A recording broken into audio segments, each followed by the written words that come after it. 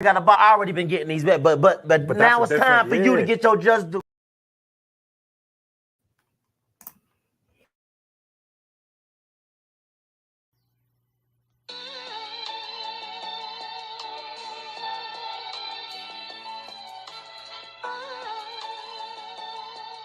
Yeah, you know the deal. We back again. Yo.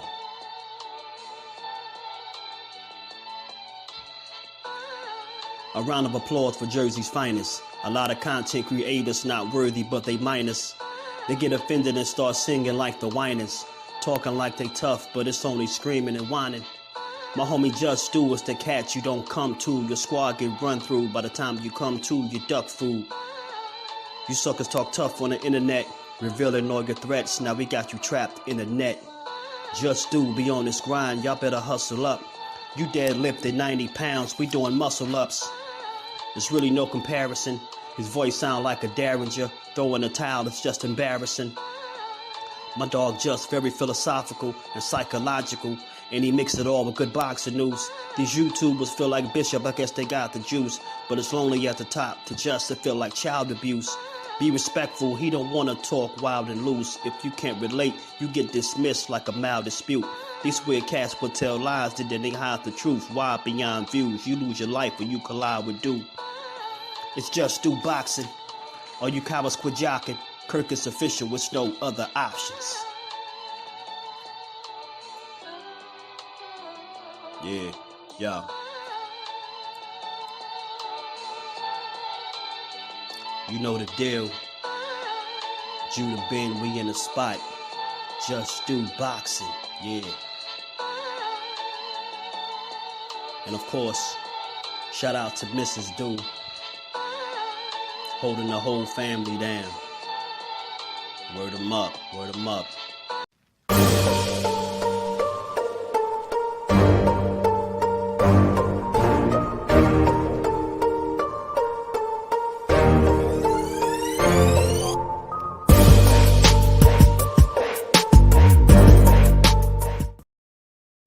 What's good? What's good? Salute to the family. We are back. We are back. We are back. We get boxing is just do how we always do. Taking over the airways for a little bit. Y'all already know if you catch this on the playback, smash the like button, sub to the channel, come join the family, make sure your notifications on, and come talk some ish with the fan. How y'all feeling today on this good Tuesday? You know, another day, another boxing build. We are back. We are back, man. How y'all feeling? Let me say what's up to the family.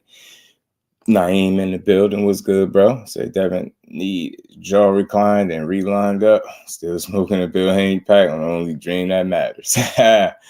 Salute to Naeem, man. How you feeling, man? Salute to you, bro. Hype before the workout. That's what I like. Staten Island to NJ, my second home. That's what I like to hear, man. Miss Joe at peace and blessings to the clean. Rude exposure in the building. Victorville Shell, yes or no? Yes, rude exposure, yes. And we're going to talk about it some more, man. Kind of going to give what I think is somewhat of my final thoughts on the fight. And you know, I came across an interview from Jermaine Ortiz, came across one from, you know, one of Devin's cornermen. He has some very interesting things to say in that interview. Cash Crypto in the building. Thomas Hill, my God. JBT family. Ace, all love in the building. Salute to my guy Thomas. You know, how you feeling, my guy? Tampa Tommy in the building. Gianni Legion in the building. Business Brains. What's good, gang? How you feeling, man? All things in the building. Skills, my brother. What's good with it? Mr. New Orleans in the flesh is in the building, man.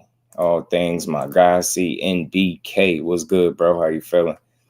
Big Dre in the building. What's good, family? Salute to all the family in the building, the channel members as well. Bill Capri in the building. Salute to you, bro. Draper Wright in the building. Devin, I'm still rocking with you. 1,000,000%. We still rocking with you.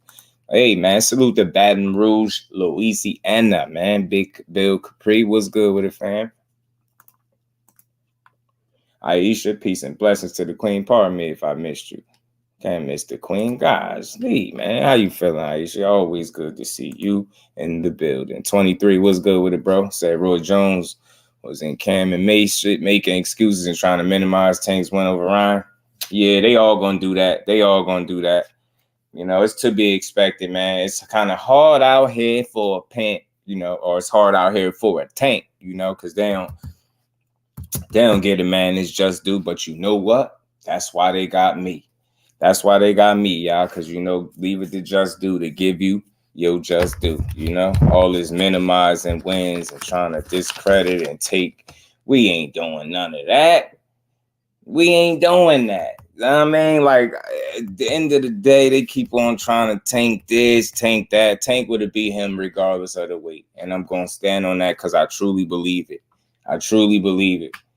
Skills pay the bills, man, especially when they're at that elite level, you dig?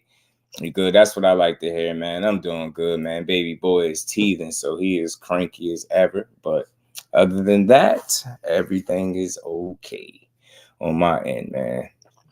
But, man, how y'all feeling today? Another boxing build, man. We're here to talk about it. We're here to give, you know, my final thoughts on this fight and, you know, what could have possibly went wrong. You know what I mean? I also seen an interview, like I said, from Jermaine Ortiz. He seems to think that Devin Haney is done for 2024. You know, he's done boxing, meaning, you know, not done. His career is not done, but for the remainder of the year, he don't see him getting back in the ring because of the, you know, the action that took place in the ring last Saturday. So we going to talk about it, man. We going to talk about it. You know, like I said, he got a cornerman that spoke. I'm going to get his name in a second. And he said a lot of things in there that, to me, it kind of caught my eye. It was worth the conversation. It was worth talking about this again. And, you know, I was talking to my bro, and he was saying it seemed like a lot of people celebrating Haney losing. And I wanted to, like, kind of build on that. You know, you'll never see me celebrating a, you know, young man losing, right? But you'll hear me talk my ish. You'll hear me laugh, joke about certain things. But I'm going to always bring it back to boxing. And I support the young man. So there's no joy over here to, like, you know, see people kind of trying to pile on. And I get where a lot of it is coming from. But if y'all see what Tank just said recently, then you'll know what the source is. It's a lot of that stuff stem from his dad. And his dad do so much talking, and he's not the fighter. So it kind of leaves a bad taste in people's mouth. It rubs people the wrong way. And it kind of, you know, it make people put up resistance in terms of rocking with him. You know what I'm saying? Makes it hard to genuinely rock with a person that you think always tearing another guy down. Tank literally say, I'm not getting hit with that left hook. The facts, true indeed, he wasn't beat. Cornelius was good with it, family. 23 say he shouldn't unless against a non-puncher. I'm telling you, hardcore boxing news. What's good with it, Jay? How you feeling, my good brother? The big homie is in the building. BBG, what's good, fam? How you feeling? Yeah, this is too much. He need time to work on this inside the mid-range game before he fight another puncher. Absolutely. Like, the things that gave him trouble, Ryan was able to execute those things. So they keep attributing this stuff to the weight. And I'm going to sit here and let y'all know how I feel like that's just an excuse. And like I said before, this is more so like my final thoughts. I'm not trying to beat a dead horse, but, you know, I felt like we could revisit what exactly did go wrong in here. And it's a number of stuff. It's a number of different things. Like I said, reason I wanted to revisit this also after seeing one of his cornermen speak and, you know, hearing what he had to say just makes you wonder, right? So it's a lot. And I think they were so focused on the task at hand, you know, making that money, being part of another pay-per-view event, that I think they was missing the fact that Ryan was pulling the wool right over their eyes. Like, reason I say he was pulling the wool over their eyes, bro, family, can y'all tell me a time that in boxing that y'all remember where a guy misses weight, right? And he's getting fined for that weight, for each pound or what have you, right? And they saying that Ryan pretty much paid him on the spot. So like I said, this stuff was premeditated. Like, it ain't no accident with him missing his weight. And I wanted to say that again. So it was strategic. Like, you thought the man was being dumb. And he was being smart the entire time, and he was trying to tell people, but nobody wanted to listen. You get what I'm saying? So he pulled the world's greatest boxing trick. You get what I'm saying? And magic trick in boxing. I mean, Devin got to pay for all Bill's words out. That's what it is, Bill Capri. It is. He just get the short end of the stick. That's why I want to put it in perspective and say, hey, Devin Haney, you don't know me. I don't know you. Never met you. But I genuinely rock with you and support your fights. I thought you was going to win this fight rather convincingly. It just wasn't your night. But I don't think we get this shit on him and say he ain't good now and he trash. And that's terrible. You get what I'm saying? Just like my bro said when we was on the phone, we asked for good fights. You get what I'm saying? And a lot of people felt like this wasn't a good fight. But it turned out to be one. And I think we should never miss the fact that they gave us exactly what we asked for, a great fight. It was a damn good fight with an unexpected outcome. And the action was just, it was dope. It was a hell of a fight. Flawless mentality. Salute to the OG. How you feeling today, man? Appreciate you stopping through. As always, BJ33 in the building. Time to say, suggest I'm feeling Gucci fan. In fact, I echo these sentiments. What's that? I got to click. I got to grab my phone. John Wick in the building. Jonathan 97 and been around the sport. You know how important that cut is. It's definitely important. It's definitely important. Cutting weight, period, is important. You know, in sports. You know what I mean? And it's usually one of the more difficult parts about sports. You know what I'm saying? Cutting that weight. Ryan was going to be an emotional fight for Devin either way. Notice Devin never ever fights with emotion until that fight. Yeah, that was bad. That was a bad sign. I mean, and I think because they was drilling the wrong things in his head. They was drilling knockout instead of box him and beat him up. They was drilling go beat him down instead of box him. Box his ears off. You get what I'm saying? It was a wrong game plan. Not only Bill, Zab too. Yeah, Zab. Yeah, but Bill just take it over the top. Zab be more reserved with it. Roja was good with it. I tell you what, went wrong. Ryan was 34, outweighed and significantly short. Oh, he said Ryan wasn't 34, outweighed and significantly shorter than Haney. That's true. That is true. That's a candidate for fight of the year. It was one of them fights, bro. It was a damn good fight. Damn good fight. The Ducks the best opposition available, and one that doesn't until ultimately lose to have in common. Ridicule is the end result for both. Right. It doesn't make sense. Yeah. That's why I say you're going to get the criticism, but we real about ours. You know what I'm saying? We ain't going to tear into him as a fighter. You know what I mean? We know he just went out there and he lost to a better man on the night. And I think that might be a tough pill for people to swallow, but you got to just admit what's real. He lost to the better man that night. Yeah, the weight advantage, the reach, you know what I mean? Just being a bigger guy, you know what I mean? That stuff catch up to you. Tay, the real queen of MMA combat. How you feeling, queen? Good to see you in the building. Nah, I don't feel sorry for him at all. Ain't no fun when the rapper got the gun. Absolutely not. Salute to the queen. Mr. Plus 3 Hundo in the building. Mr. Holmes, Lonnie Lee. Hashtag JBT family in the building. How you feeling, Lonnie? Doesn't matter what Ryan was doing on social media and how much Ryan weighed. No reason Dev shouldn't get hit over and over with the same punch. Mr. Plus 300. You dig what I'm saying, bro? Dig what I'm saying? That had nothing to do with weight. That had nothing to do with it. You get what I'm saying? That stuff ain't had nothing to do with it. That was tactical errors and, you know, defensive issues and things like that. And not being prepared for the same punch that you said he owned. That's all he got. Like, imagine saying, oh, that's all somebody got. And that's the punch that put you down. That's the first punch he hit you with. The one that you get what I'm saying, that you should have been preparing. You get what I'm saying? The entire camp for. He tried to box a little bit. Don't get me wrong. I don't think he just went, you know, but a lot of people interpreted that fight like he didn't fight his fight. You get what I'm saying? Step into it. And these is coming from boxers. These is boxers feeling like that's what they seen. Him stepping to this guy and trying to like beat him up and be in his chest instead of boxing him and making him work. Like you brought the fight right to him and it worked out in his favor, not yours. You get what I'm saying? What's good with it, Lonnie? How you feeling, bro? Do you see the Bug card and Turkey aren't playing? Yeah, absolutely. I'm on it. You know, we're going to talk about that. That's how I got the Crawford and Boots thing as well. But Bug got some other business to take care of. Let's go Razor close, 13 for Ryan. But that score doesn't reflect the ass whooping. Yeah, the damage that he put on him, Thomas. But it do reflect how, you know, how Dad fought back and he ain't lay down at all. You know what I'm saying? He was outgunned in terms of punching power and the damage that was being done in the fight. But in terms of heart, he was right on point, man. He was going for it, man. He was truly going for it. And I think he did better than what a lot of people give him credit for, given that he was hurt like that. HY said that Haney's their goofy fans got humbled again. It was needed again. Yeah, I mean, sometimes being humbled is a good thing. Okay, so what's good with it, fam? How you feeling?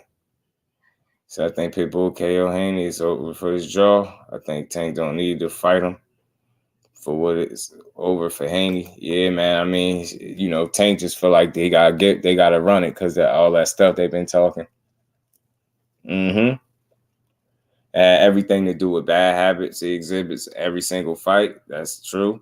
Film don't lie. That is also true. I mean, he let Ryan bait him into believing he was the aggressor. Absolutely. And Ryan lured him into a false sense of confidence as well. Get what I'm saying? False sense of confidence led to his undoing. Whatchamacallit, what's good with it, fam? Said Jergens lotion. That left hook. 3-3, the amateur doesn't matter. They running on the pros. Yep. Blame Bill for that. Yeah, Mike made my guy. What's good with it, Mike? How you feeling, bro? Good to see you in the building as always. Barbara D, peace and blessings to the queen. Don't mess with Texas. 12 threes in the building. How y'all feeling? But Devin is not as good as the coach wants everyone to think. I mean, that's something to revisit, you know what I'm saying, Miss Joette, because if he was considered an A+ fighter, you know what I mean, or elite, whatever, A-level fighter, and you're calling Ryan Garcia a C-level fighter, and the fight plays out that way, very competitive, and then you get dropped a bunch of times, you get damaged, you know what I'm saying? I think it's time to revisit how good each fighter is. I don't think we get to say that Devin is not good, right? He's definitely good, and I know you're not saying that, none of us, but I think it's time to really revisit the fact that Ryan is a better fighter than people was giving him credit for, and I said that for quite some time. I've been saying that. Like I said, I can't call him a world beater because he hasn't beaten the people to back up that claim. But like I said, I got more of a case. And I got a better argument for why Ryan isn't trash versus the people that's calling Ryan trash. You get what I'm saying? Like I said, you got the body of work to go off after, even before the Haney win. What was he, 24-1 with 20 KOs or something to that effect? So you look at it like that. If you're telling me Ryan Garcia is trash, I'm asking you, what are you basing that off? And you're going to say, well, he lost to Tank. Okay. That's the elite level. You get what I'm saying? That's the elite level. So again, who else has he lost to? And then you get what I'm saying? He got 2 fights at the elite level. He 1-1. So again, is Ryan really trash? You know what I'm saying? I don't think he is. I just don't think people wanted to give him his just due because of what he was showing you. And I get people's reservations in terms of what they felt like he is, but dude still was a lot more talented than what people was giving him credit for. And if he wasn't, then he wouldn't have won this fight Saturday. You get what I'm saying? So there's nothing wrong with giving somebody they just do. That's all I'm saying. You don't got to rewrite everything and call Ryan the best thing since sliced bread, but he's definitely not a trash fighter. And I think some could even argue he's better than C-level. That Devin was calling him, right? Bro, he's taking too many hard shots. Starting himself in the ring. Yeah, he's taking too many shots for sure. Jesse Jackson in the building. What's good with it? P. Hunter in the building. How you feeling, bro? Mr. Holmes say he tried to box Haney, fell victim to habits he could get away with shorter fighters, yep, and the smaller fighters too, Mr. Holmes. He couldn't get away with it with Ryan. They can't fight until next year. Well, they like their Anton Russell fight Santa Martin for the mandatory spot. I think Al Heyman should push for that. I would love to see it though, personally, P. Hunter, because the guy Antoine Russell is as exciting as they come. I mean, but you're an A-level fighter. If your inside game is non-existent, and defense got major hold, gas and their head up, and Ryan popped that effing balloon. He did. Fight game, what it do, family? How you feeling, bro? Yeah, the balloon definitely was popped, bro. The Melvin Air podcast was good with it, fam. Tay was good with it. Tank is top 5 pound for pound. You get what I'm saying? Nah, Dave, just D-level. Yeah, I think he's definitely better than D-level for sure. I still think think that he's of that elite level talent, right? I just think he had a bad night in the office, and it damn sure wasn't his night. And sometimes people can have your number, you know what I mean? Sometimes people can have your number, and we know certain styles make fights. And Ryan has the kind of style. Obviously, now that we know, we have more evidence to back up the claim that if you don't make him respect you, he gonna let them hands go and he gonna hurt you. You know what I'm saying? I think it's safe to say that. So when you dealing with Ryan Garcia, you really gotta hurt the kid and really keep him honest, because if you don't have nothing to slow him down, to make him kind of hesitate, to hold up a little bit, then you're gonna see what you seen Saturday night. The dude really in there going for it. Haney versus Roly is 50-50. It's crazy. And again, Roja, it's the styles that make that fight more even than people think. Damn, BBG say Campos is E level. Sheesh. That's tough. J-Rock said Ryan just got his number. Fought 6 times in the amateur. Devin has no chin. I just think J-Rock, I think he got a chin, right? Because look, getting knocked down by Ryan doesn't necessarily suggest that you don't have a chin, because Ryan really can punch.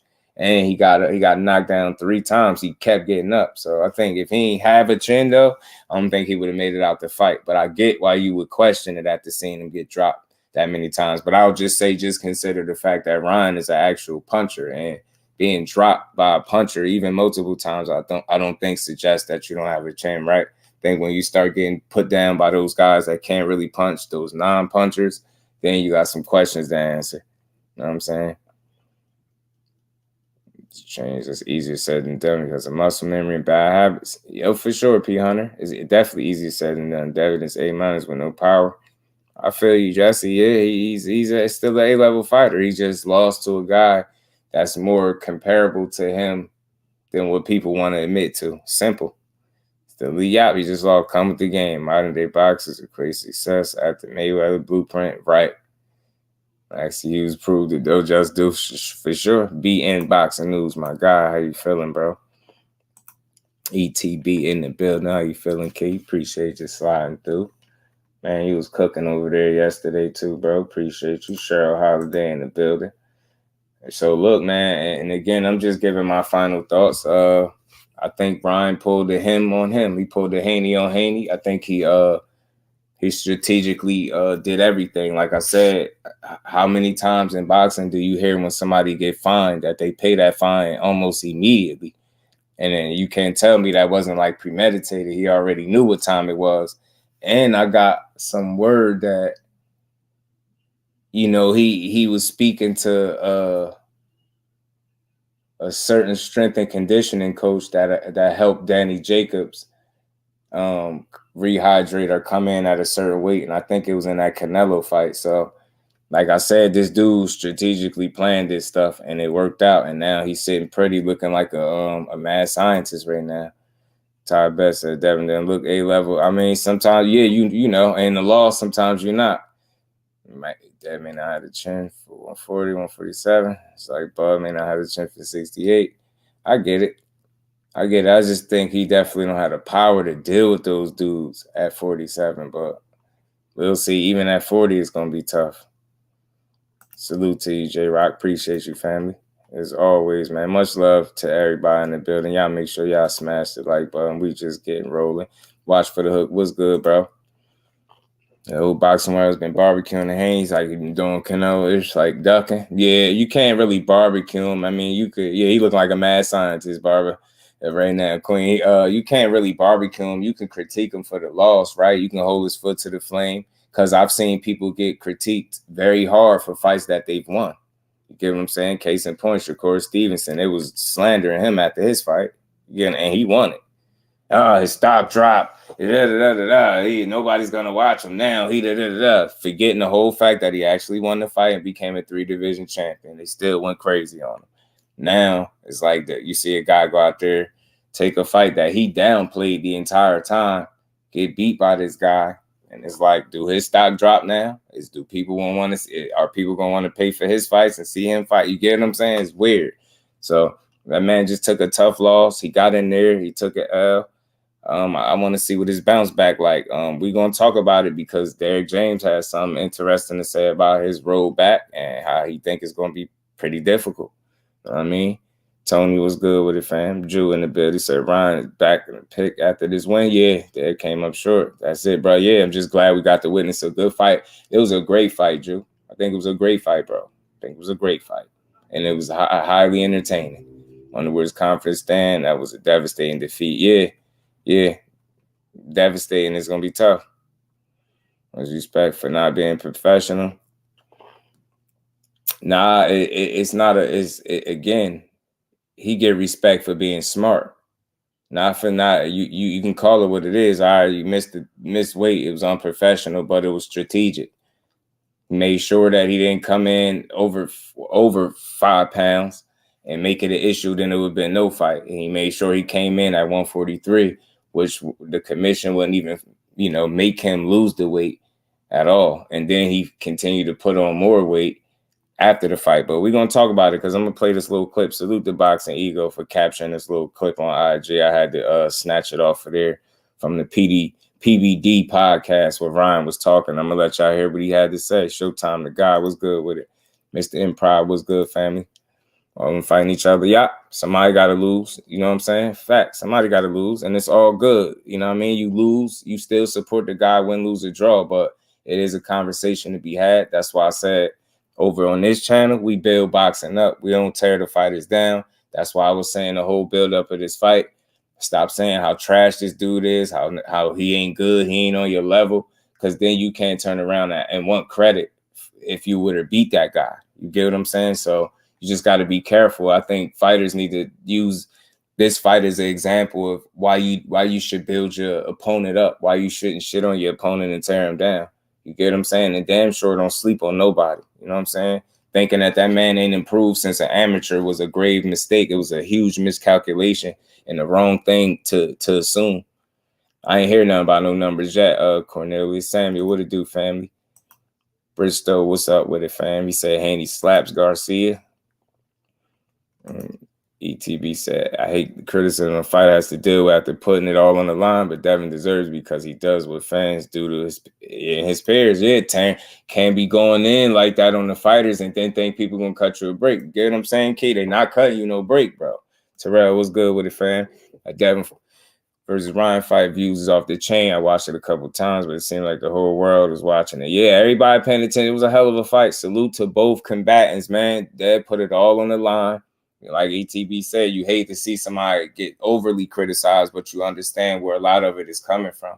You get what I'm saying? People act like it's just blind criticism, like people just sitting around wanting to hate on the dude. I want to be clear, and I want everybody in here to understand something about Just Do. I love boxing, bro. I love supporting guys win, lose, or draw. If you know anything about me, even at their loss, I'll support you even more if that's a thing. You get what I'm saying? I ain't going nowhere. I ain't turning my back on them. I ain't sitting up thinking less of him or none of that, but it is a real conversation to be had. He had a tough loss. You want to know where he go from here, what really went wrong in this fight. Like I said, we're going to get to a couple things. I'm just giving my final thoughts on this, and we're going to build on some other stuff as well, man. Yeah, we got to see what he made of now. On pairs. Yeah, I got you, bro. New music for Devin, Lucy. It was all a dream. Man, Gary Zeller was good with it, friend. Was good with it. Yeah, I'm with you, Jew. I'm with you. Jam wouldn't be surprised. 20 million by next week. I mean, people loving it. That's a good thing. That's a great thing for boxing. It's not just the win or the loss. It's the event was good for the sport. Like the fight was good. They gave us our money's worth. They delivered. Unexpected outcome. Yeah, big upset nonetheless. But upsets are a part of boxing. And in a weird way, this shake things up, and this made Ryan somewhat of a player at 140. Let's see how this turn out for him. You know what I mean? Let's see if he actually go up to 47 or stay put. Whatchamacallit in the super chat. Appreciate you, family. Said, it was funny. Ryan had his chin problem and DJ worked on it. Dad had a chin problem. They didn't work on it. With the lazy hands down by your side, yeah, you can't do that. You can't be dropping your hands to your side when you're in front of a puncher. You get what I'm saying? It's very dangerous. And we ain't never got a box again. Well, right. well. I already been getting these bets, but now it's time for you to get your Just Do. Salute to my guy, whatchamacallit, Baby G Camacho. He said, Haney got beat by a basic fighter. Haney got beat by a guy that was very familiar with him, that shared 6 fights with him in the amateurs, that I think he overlooked. I think he overlooked the skill set and the abilities of Ryan Garcia. And, you know, his father didn't do him no good by constantly beating in his head that this dude ain't good, he ain't this, he ain't that. And the reason why I say that's not a good thing to drill into your head. Like, it's okay to say whatever you want out in the public if you want to try to sell a fight and say a guy ain't on your level and this and that. But you can't say it to the point where you believe it, because now if that's truly what you believe, you're not going to prepare to the best of your ability, because mentally you kind of just psyched yourself out into thinking this dude is not quality. So you're not going to prepare for said quality. You're going to prepare for a guy that you don't think is on your level. Don't tell me you not. You beat and drill this stuff into your head. You mess around and cut a corner. And I ain't even saying he did that, but it's just all about the mentality. You don't go into no fight or whole time, hey, he ain't this, he ain't that. You want to go in there saying, yo, he is a monster. Yeah, this dude can punch. He is fast. He is a threat, because you're going to go in that gym and train that much harder, because you know that dude got a real chance of taking everything you got going on. So you don't sit there and beat that shit into your head. Yeah, he ain't this, he ain't that. He ain't this, he ain't that. Nah, build him up so you can, when you build him up, so when you beat him up, they got to respect it. You get what I'm saying? Build the man up so when you beat him up, they got to respect it. Gotta respect it. You know what I'm saying? Gertz, what's good with it, bro? How you feeling?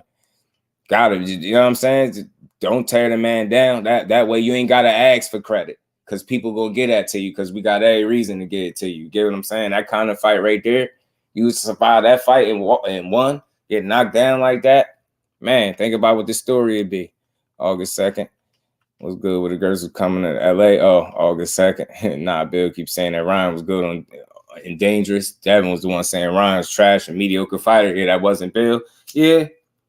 I guess when he was heated, he was saying what you would say when you heated. You know what I mean? Ryan ain't this, Ryan ain't that. But yeah, and ultimately it's okay for him to say it because he ain't fighting.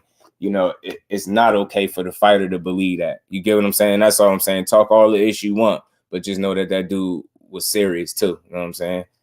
Just all this trash talk. And don't finally call with that, promising his son gonna knock out.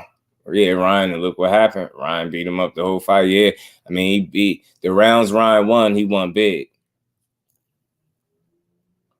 Said Ryan out slick the slickers and Dollar Bill. Ryan the Mad Genius. I'm telling you, Mr. Improv, Mad Genius, Don, what it do, fan? I said Crow eating. Yeah, I don't mind eating a little bit of Crow, man. I thought Haney was gonna outclass him. I thought he was gonna win rather convincingly, but I also kept saying, and y'all heard me kept saying it, I kept stressing it, Ryan is going to be very dangerous the first 4 to 6 rounds, and he found out in the very first round just how dangerous Ryan Garcia was. Fight would have got waved off by 7 in another round. Part of me felt like after seeing how much punishment he took, it wouldn't have been the worst thing in the world to stop the fight. It wouldn't have been the end of the world to stop the fight. Seeing how it played out, you get what I'm saying?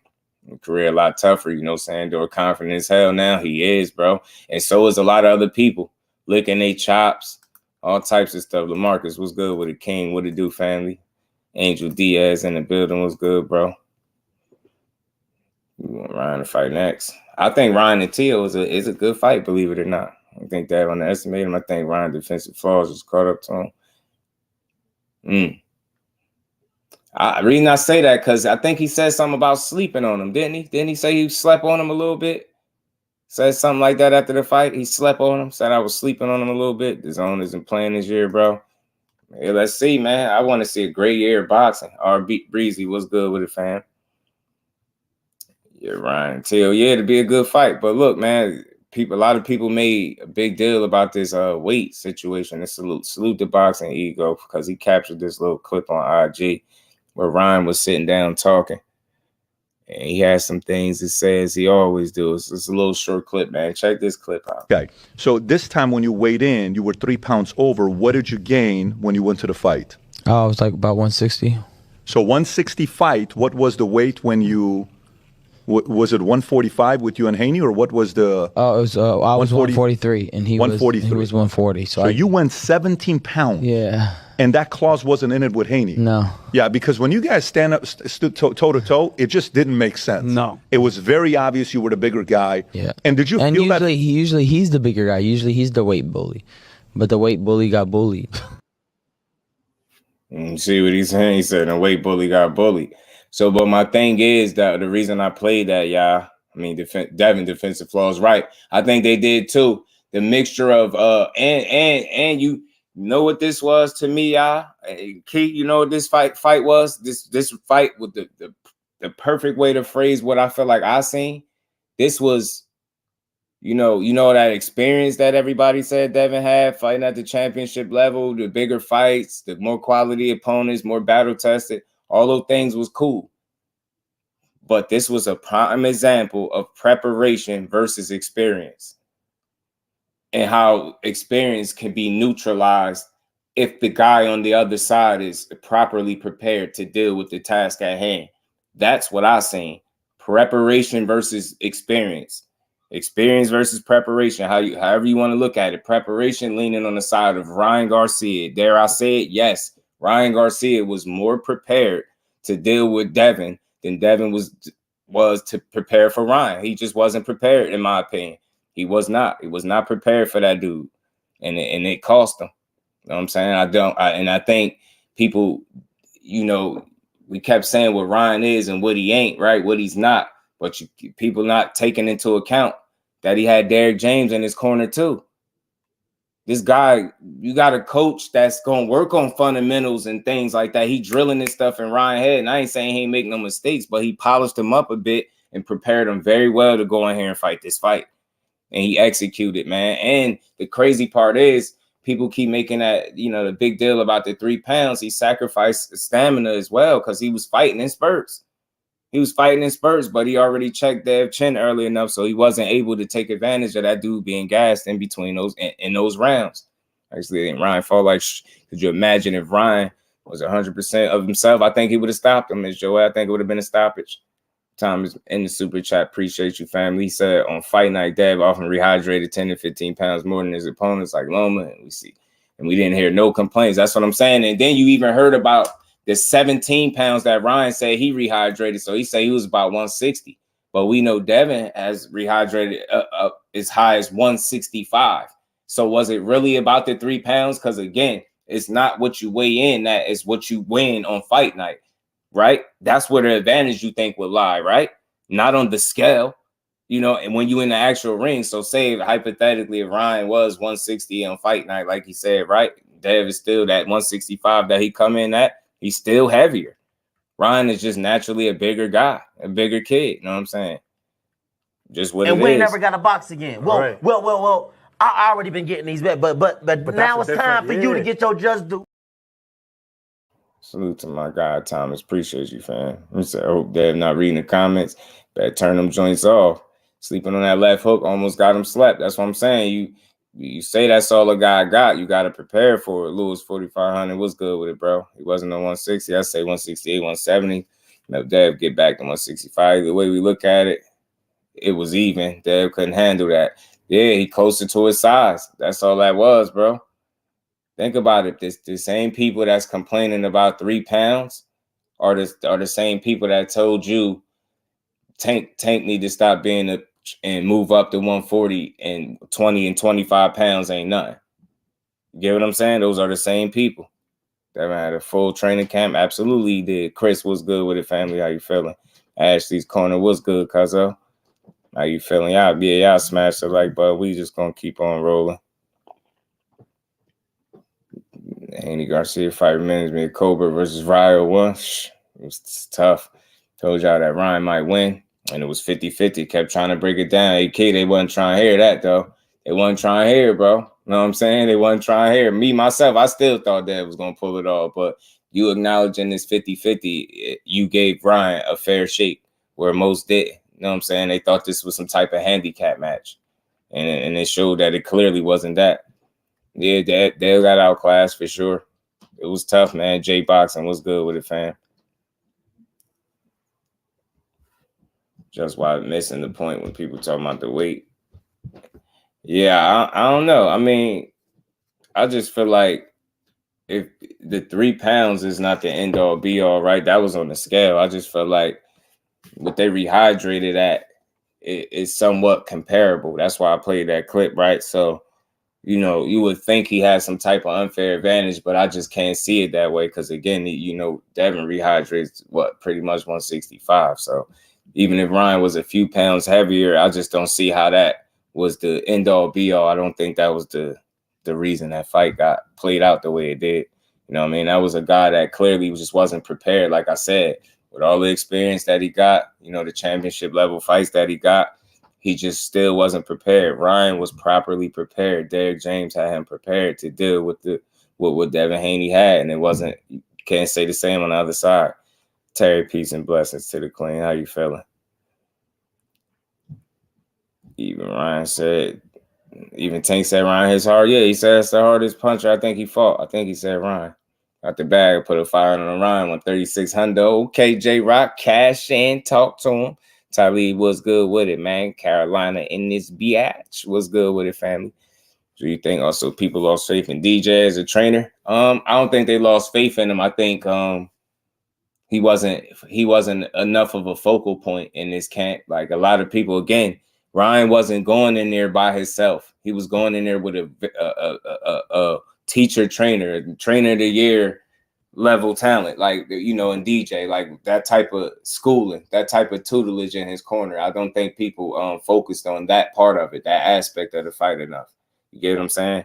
It wasn't just Ryan going in there like he was going in there with Jean Jacket Joe Goose, and this wasn't that. He was going in there with somebody that was going to have him prepared, and I think people kind of missed that because they were still solely focused on Ryan. He don't do this, he ain't this, he ain't that.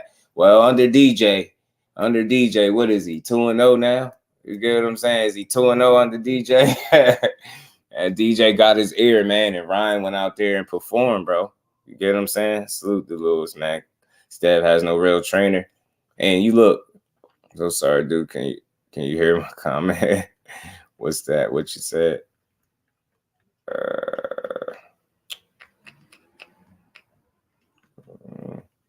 Eddie Hearn wanted Ryan to weigh in on Saturday. Yeah, he did. He said he wanted him to re-weigh in or see what he would have weighed. Bill said hell no, because he didn't want everyone to know how much Devin was weighing in either. Yep, and that could have cost him. That could have definitely cost him. Al Booger was good with it. Yeah, Jean Jacket Joe wasn't no good for him. The whole world knew the left hook was coming. Samuel and Devin and Bill should have known, especially Devin, and that's the first punch he got hit with for real. You know what I mean? He got beat out of shape, drunk, mentally unstable fighter. Tunnel vision was good with it. Yeah, it's tough. That's a tough loss because of all the different things they said to him.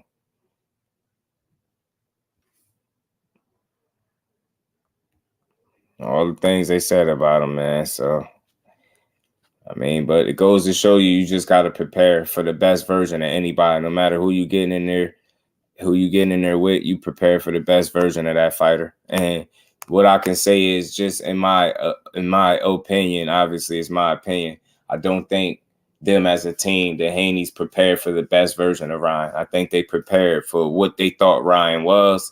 And I think they miscalculated and it showed. You know what I mean? Like I said, Ryan was properly prepared by Derrick James, in my opinion, to deal with what Devin Haney and Bill was bringing, and not so much on the other side.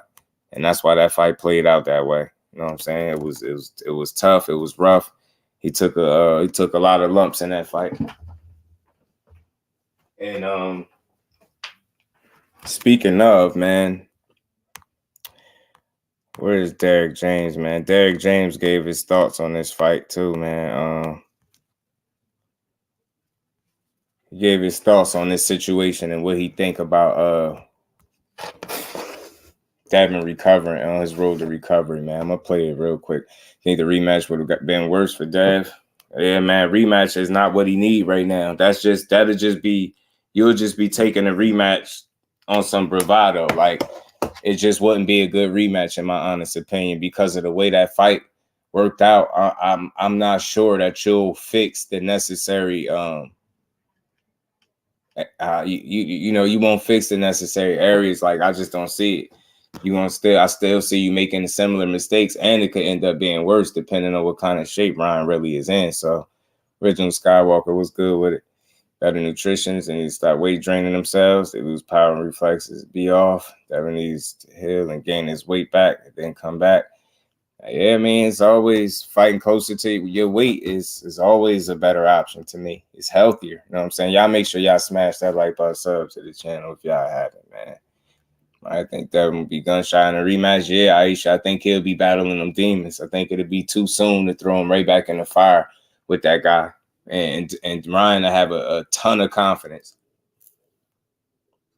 He'll be fighting with a ton of confidence, and I think that'd be all bad because, like I said, from the first fight, and say if he was to rematch him, and that'd be his very next fight, I don't see him correcting those necessary mistakes in one training camp to be properly ready and prepared to deal with Ryan Garcia, and especially respect, to him. If Bill is still his trainer, it's gonna be too tough. Yeah, I think he should move on. I think it's other things for him, Barbara D. I think it's other things for him. I think Dev could go fight somebody that he can actually do something with. I mean, there's a big difference in reach. Yeah, those physical advantages were stripped the minute he stepped in the ring with Ryan Garcia. You know what I mean? A lot of those advantages that he's grown accustomed to having his way, like it just wasn't in his favor. You know what I mean? Speed, power, size. He still had a reach advantage, but he wasn't taller. He wasn't bigger. You get what I'm saying? The real physical advantages that you need in a fight wasn't in his favor. Speed and power and the size, like, nah, man. You get what I'm saying? And then on the other end, him not having the proper firepower in return to keep Ryan honest. The only thing that slowed Ryan down, and that's why I said you could credit the 3 pounds for the reason he won, but you also could credit the 3 pounds as to why he was fighting in spurts the way he was. His gas tank was shitty in that fight, and he had to keep, every time he do these flurries, he had to kind of recharge the batteries. And like I said, good for him that he checked Devin's chin early, and he was a little gun shy and hesitant to trying to get in there and throw something back. That's the first of many to come. Sheesh. Devin didn't adjust at all during the whole fight by dipping his shoulder to protect. I mean, he lacked the creativity, Tony, defensively, yeah. He just didn't have the answers defensively to stay out of harm's way. You get what I'm saying? I did hear, Bill did give some good instruction. It just, Dad was unable to pull the trigger. And like I said, when you hurt, it's hard to execute. And look, rude exposure. That's what I'm saying. I'm gonna play that interview too from his corner man that says some very telling things. Like I'm saying, man, I don't know. I think that's a miscalculation. If you feel like a guy is possibly concussed from one of the first punches he threw, then by the time he got knocked down for the first time in the 7th round, you should have known that he wasn't good. He was worse for wear. You get what I'm saying? Like, y'all really needed to keep a close eye on him. If you truly felt like that man was concussed from the first round, that's crazy to let him go 11 more rounds concussed and getting dropped 3 times in the process. You felt like he was concussed from that first real left hook. That's crazy. And then 11 more rounds. I don't know. That's tough. Westside was good with it. Ryan has that speed and power, bro. Yeah, he had more speed. Westside. That's the crazy part. He had both, more speed and power. It was crazy. And he was more brave because he was more willing to throw because he wasn't worried about what was coming back. So he was brave. Of course, they build bad for his corner. Yeah, it's a lot of people saying that right now, too. That first punch, that's what they were saying, Breezy. That's what they felt like. Nah, that first punch, that first hook, that staggered him. That thing was sharp right out the gate. But let's listen to Derrick James real quick and what he had to say, man. Get an exit, you guys need an exit. Make a left. Were you surprised at how dominant? Team only, guys. Team only right now. Guys, team only, please. Guys, get back in there. What do you think should be next for Ryan? I don't know about that. I mean, I don't get into the so many people said that this fight should be called off. A lot of people are looking at you and It's okay because that's life, man. Everything that's straight doing well in life is people not talking about you. The game plan for Ryan again, it was a little bit awkward in there. You did some things that are very unusual. Talk to me about what you plan to do. Everybody make a left. About taking everything from him, taking away what he did. I saw that when Ryan walked the jab and walked to him, he retreated.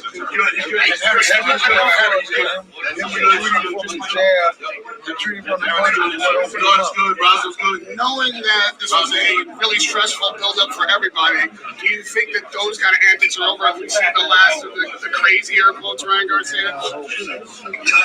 Wait, do you really hope so? Or do you just like, he got that shit done, it don't even matter? I'm not into that. I'm on the low.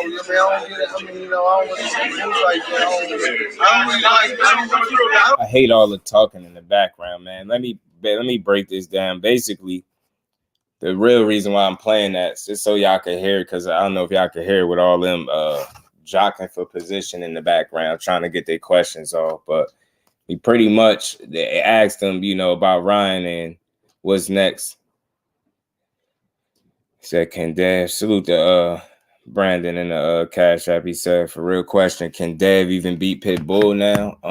That's an extremely tough fight for him, Brandon, because Pitbull, again, some of those same qualities that Ryan Garcia had, Pitbull has, and he has better defense, tighter defense. It'd be hard for Dev to keep him off of him, and you know how Pitbull coming. So can he beat him? I mean, yeah, fighting the right fight, yeah, of course he could, right? But would he beat him is the question, and you just don't know. It's like you'll have to see the fight because, again, it's very difficult to deal with a guy for 12 rounds if you can't keep him off you, and that's all he want to do is get in your chest. He a smaller guy. He'll get in your chest, and I don't think he'll have an answer for keeping Pitbull off of him, so that would make that fight extremely difficult. He'll have to fight nearly the perfect fight, to be honest with you, because any subtle mistakes, Pitbull will check your chin, and he'll get you up out of there for sure. Like that'll be a tough fight for you, for him for sure. So I don't see him going in that direction at all. But like I said, Derrick James said his road to recovery is going to be a tough one. Like, it's going to be pretty tough for him to recover from a loss like that from Ryan. Taking that type of loss, those type of losses change fighters, and that's why I said, I'm not trying to shoulder no blame, push no blame to nobody plate or nothing like that. But it's a real question, should this fight have been stopped? Because if y'all was feeling like this man was concussed from the first round on, I just don't see how it made sense for it to continue for as long as it did. You get what I'm saying? I think that was very dangerous. That was a risky game that they was playing the entire time for that man to be going out there and be damn near concussed and out of it for 11 rounds straight with a guy that's, bringing it. You know what I'm saying? Ryan, them punches Ryan was landing was legit. They was real. Them knockdowns was all legit. You know what I mean? He even should have got more credit for the knockdowns than he did. But it is what it is. But it's just a tough loss. It's a tough situation to be in. It really is. That looked like an extra Fat Albert. Yeah, he looked. They say he looked like damn, what's this dude? The father of That's So Raven. They crazy, man. I'm telling you, the internet don't waste no time with the jokes, bro. I want to play some, man. Hold on, y'all.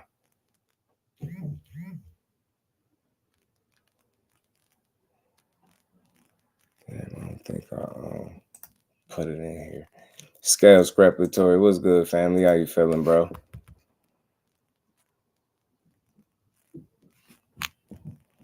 Salute to Brandon back in the Cash App. He said, for facts, because before Ryan, I say easy work, but now I don't know. Now, yeah, Brandon, he won't be easy work for Dev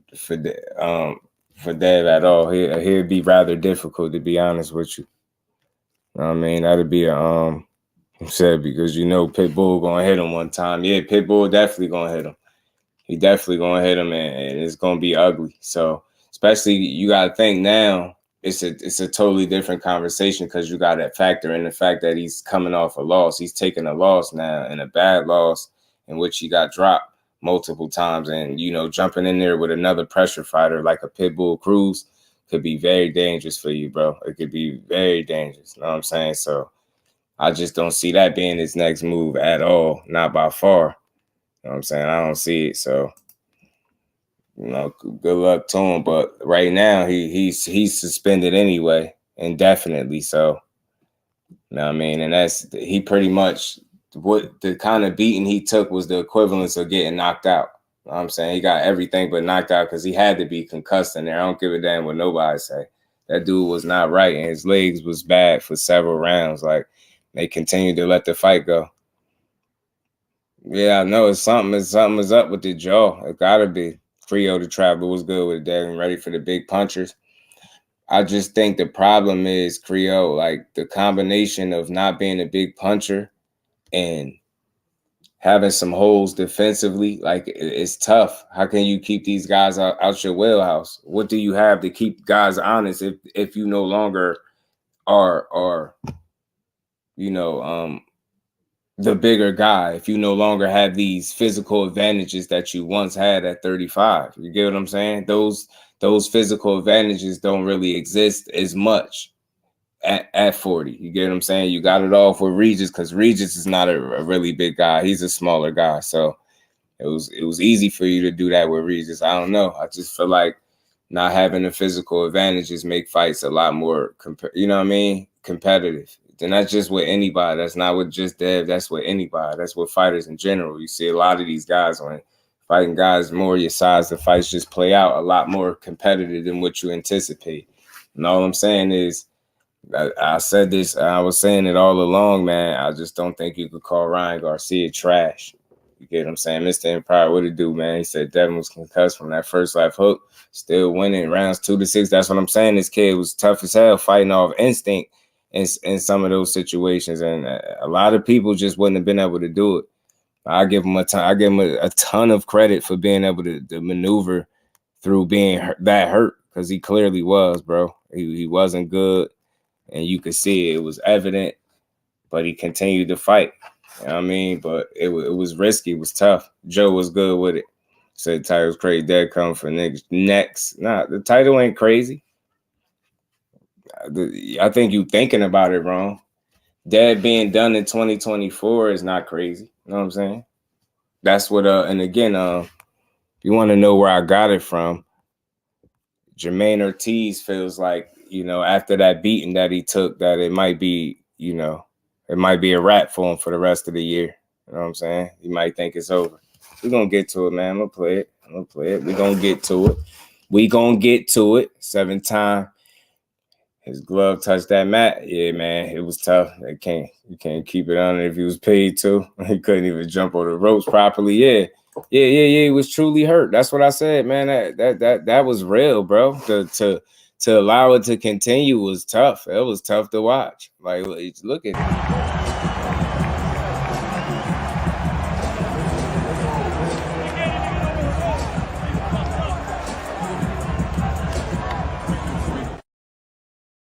Jaw puffy as hell. Like, hell no. Like, that's how you know he was hurt. I didn't expect to see that. Like, you get what I'm saying? That was crazy. Salute to Brandon back in the Cash App. He says, so what other champ? No Matiz, no T.O. Hey, man, those are very risky. I still want to see those fights, but I don't think we get those fights. Brandon coming off, you know, that type of loss. You get what I'm saying? That might not make it to 30 in the sport. Sheesh. Big Supreme, what it do, family? How you feeling, bro? Salute to Brandon in the Cash App. But yeah, those fights are tough. Those, again, T.O. is still a fight that I believe is a winnable fight for him. Matiz, again, that's that style. It's certain styles that's going to be tough for guys to deal with. I think Matiz is a very tough style for people to deal with, even if you can't beat him. He has a loss on his record, so he's shown that he can lose. Any of these guys can lose, but, you know, we know styles make fights when guys can implement said style. And Matiz is very good at implementing his style and imposing his will on you and hurting you. You know what I'm saying? So he's no easy out for nobody. Took too much punishment, career all-turn beating. Big Supreme was good with it, fam. A lot of people say that. Devin has a huge heart, though. Hell yeah. You get anybody questioning his heart is sick, man. Like, you can't question that. That man was getting dropped left and right and getting up. Like, he refused. And then that second one, his eyes crossed. Like, I was like, damn, I really legit thought he was done. Even after the first one, I was like, how the hell is this dude? This dude kept getting up. Equilibrium was done up. Yeah, Sean T was good with Devin. I better stay away from Matiz. That's just not the right fight right now coming off a loss. Respectfully, it's not. It's just not. But that was Will Smith from Hitch. Damn. Haney tightens up. He can beat Teofimo. I think so too, Big Supreme. I do. Think Teofimo's still a winnable fight for him. I ain't about to throw that man away. Styles make fights. I don't know if Tio would be able to do what Ryan did. Tio don't fight like Ryan. You know what I'm saying? I ain't saying he won't be able to have no success, but again, he don't fight like Ryan do. Try to fight Matiz and Tio. They're going to ask for a lot of money. Good luck with that one. Yeah. Said Devin don't have no chances with Ryan to watching this fight. It's tough, bro. Got dropped, got tagged, held on, falling. The ref held him up and called no knockdown. True. On the smoke, we coming soon. Salute to my guy, Joe. Hey, I'm glad to see you in the building. Yeah, I rep your guy, man. Snack, kept him up. Yeah, I think the shape he be in kept him up. Dude be in great shape. His conditioning be A1. That man, he's a tough-ass fighter, bro. He's tough as nails, man. Tough as nails, bro. Tough as nails, man. Deserves more successful against smaller fighters.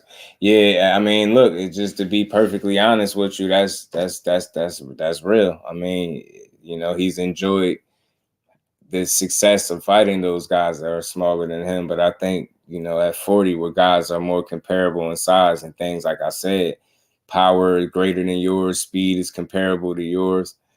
Those are different fights. And now it's time for people to start giving Ryan Garcia a little more respect for being a solid fighter in the sport of boxing. You can say what you want about him, but he only lost to Tank. And the only other elite guy is Devin Haney. And you see, he pulled it off. Julio was good with it. Haney might have to go up and weight. He suffers making 140. And they both struggled again making 140. The phenomenal show in the building. What's good, my guy? How you feeling, bro? So when the fight breaks out, I see Haney in trouble. Yeah, man, that firepower, like you can't exchange. You can't exchange with guys because of the lack of, you know, sting in that punch. Yeah, Matiz is a tough out, bro. That's not somebody that you just go messing with. But let me get to this for y'all, any of y'all. So anybody that's questioning the title, that me saying Devin Haney done fighting in 2024, meaning after this kind of loss, you know, Jermaine Ortiz felt like he ain't gonna be fighting again this year. But you know, that's just his opinion. I'm gonna play this video real quick. John BX in the super chat, my guy, appreciate you, fam. He said, what it do, Just Do? Give us your word. You will never let Bill Haney come to your platform and cat without checking his ass. Oh, man, nah, man. Won't be no cappery going on over here. Just truth and real good boxing. And we ain't never got a box again. Well, I already been getting these bets, but now it's time for you to get your Just Do. Salute to my guy, John BX. Devin, slick boxer. He can fight Matiz. Yeah, man. I mean, the thing is with Matiz, you slick against Matiz until you catch up to you. And I just think, honestly, you got to be able to keep him off you. You got to be able to keep him honest. And I don't think moving around the ring for 12 rounds is going to be successful. I think it's going to be very, very difficult to do that against Matiz. It's not impossible, but very risky strategy, very risky approach. You have to have a game plan with Matiz. And I think it has to be a combination of things. Respectfully, I don't think it could just be playing like keep away on the outside, because I think he's very deceptive at closing the gap and finding his way in the inside. And once he get there and start working, that's when the fight changed for the opponent. Wait till the water walker coming back soon. I have no doubt, bro. I have no doubt, Joe. Legacy Define was good with it, bro. LeVar in the building. My bad. Pardon me. What's good with it, LeVar? How you feeling, Brody? Salute to my guy, Legacy Define, man. Appreciate you. G's gonna check that chin. Yeah, damn. Got Spence feeling a little better now. Spence been good anyway because he took his L in stride. You know what I mean? Took his L in stride. But let's get to this, man. Y'all make sure y'all smash the like button, sub to the channel. We ain't done. We gonna keep rocking, man. Yeah, Matias is good at cutting off the ring off. Very deceptive. Very. Haney can beat the Taylor Catterall winner. If he can get that fight, I mean, yeah. Let's hear what Jermaine Ortiz had to say, y'all. Right, man. So obviously, y'all punch that like button Saturday out. Night, Let's rock. Devin Haney, Ryan Garcia. Scale of 1 to 10, how surprised were you that it played out like that, or were you not surprised? First round didn't surprise me. The rest of the fight kind of surprised me. I knew Ryan was going to come out first round swinging. I know the first round, a lot of people are vulnerable, and Ryan got that check hook, so that's something that everybody kind of foreseen coming, that left hook and buzzing Devin. So that wasn't too surprising, but I knew he was going to recover. Like I said, if Devin lost, I felt like he was going to lose by knockout. But if it went to decision, I was definitely going to give it to Devin. So I was definitely surprised how he actually lost the decision, but it was a lot of knockdowns in my eyes and a lot of other people's eyes that probably could have been stopped, When I know you said you wasn't. Ricky Williams, my bro, what's good with it? Devin can deal with power punches. Devin has always gotten hit, but against shorter fighters who are naturally smaller, it's just a fact. Devin got to be careful from here on out. That's true. He got to be very strategic, Rick, and that's just being real. He's still a hell of a fighter, still a hell of a talent, but again, with that lack of stinging power and ability to keep guys off you and out your chest, and then you have good defense, but I don't think you have great defense. You get what I'm saying? That you have good defense, very good defense, but not great defense, right? And that's just all due respect. So I think it's a bit of creativity lacking on the defensive side of things, and you've seen some of that be put to the test and put on display, put on Front Street Saturday night with Ryan Garcia and his inability to not only be able to keep him out his wheelhouse, but then lacking creativity defensively to get his way out of harm's way to avoid those shots once Ryan got in his chest, you know what I'm saying, or closed the gap and got within range. So it's just some work that got to be done. That's just being real. We all rock with him. We still supporting him. This ain't no pile on. Like I said, I'm just getting my final thoughts on this and what I felt like went wrong. And I'm going to play with what one of his cornermen had to say. And I want y'all to listen to this because he was saying some real stuff in there. You know what I mean? He was hitting on some real good points. Dante's Boxing Talk. What's good with it, bro? So I'm not even trolling any fans. Jermaine Ortiz got better feet, more athletic than Devin. He got very good feet, Jermaine Ortiz. Andre John said how people switch up. When Tank Davis knocked out Ryan Garcia, they was calling him a quitter. Now after Devin Haney performance, now he's the face of boxing. I don't think nobody in the chat said that, Andre, but yeah, and I don't think nobody believes that Ryan is the face of boxing now either. Neither one of them dudes are the face of boxing, for sure. How you keep a belt and everybody saw you get your ass beat. Why would you even want it? It's tough. Rob Walker in the building was good. What he said, Ryan cheated.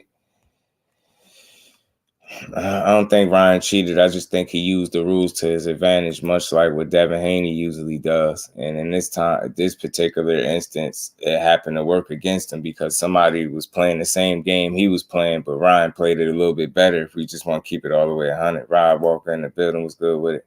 There was a gap that was pressing the fight the whole time. What? He ain't closed the gap. Hold on, bro. He ain't closed the gap. All right, just explain to me what you see here.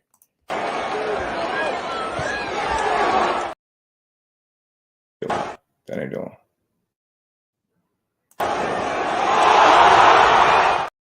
Oh, that ain't doing.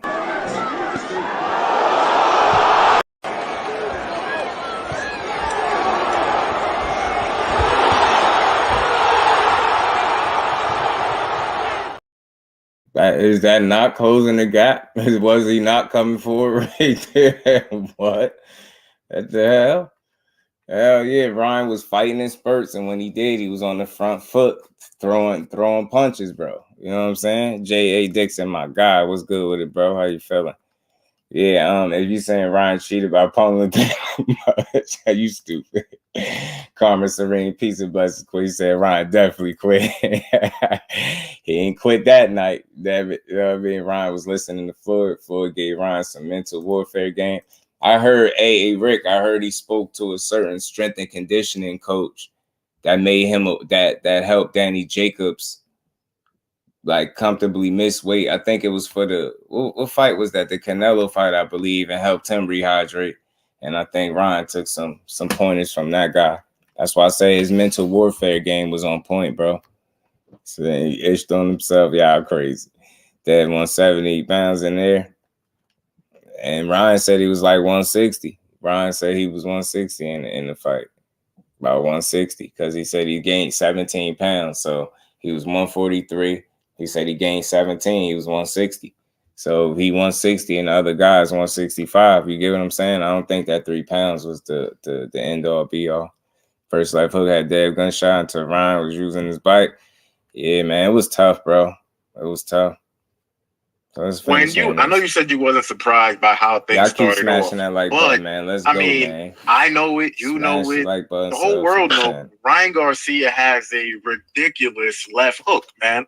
So were you at least surprised that the first punch that Ryan threw, it was the left hook pretty much, and it connected? Like, were you at least expecting Devin to be a little bit more tighter defensively to start off the fight?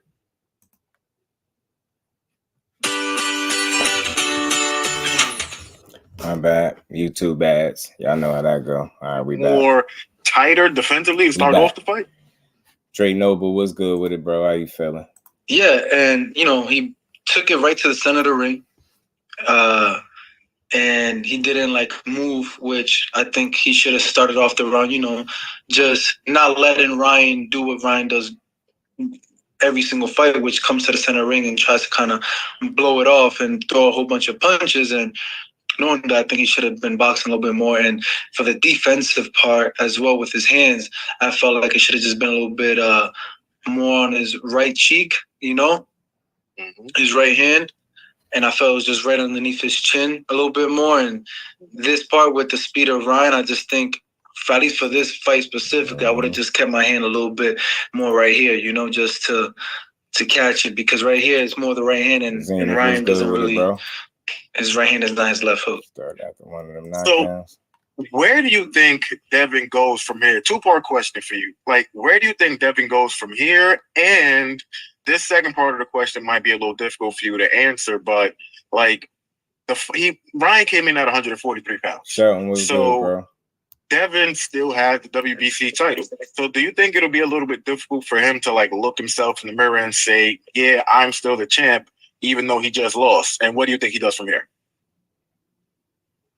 I think he's going to take a long layoff. Probably at least maybe 9 months before he gets back in the ring. So he's done for the year, I think. I think so. Okay. I don't know if he returns this year. With all the punches he took, I don't know.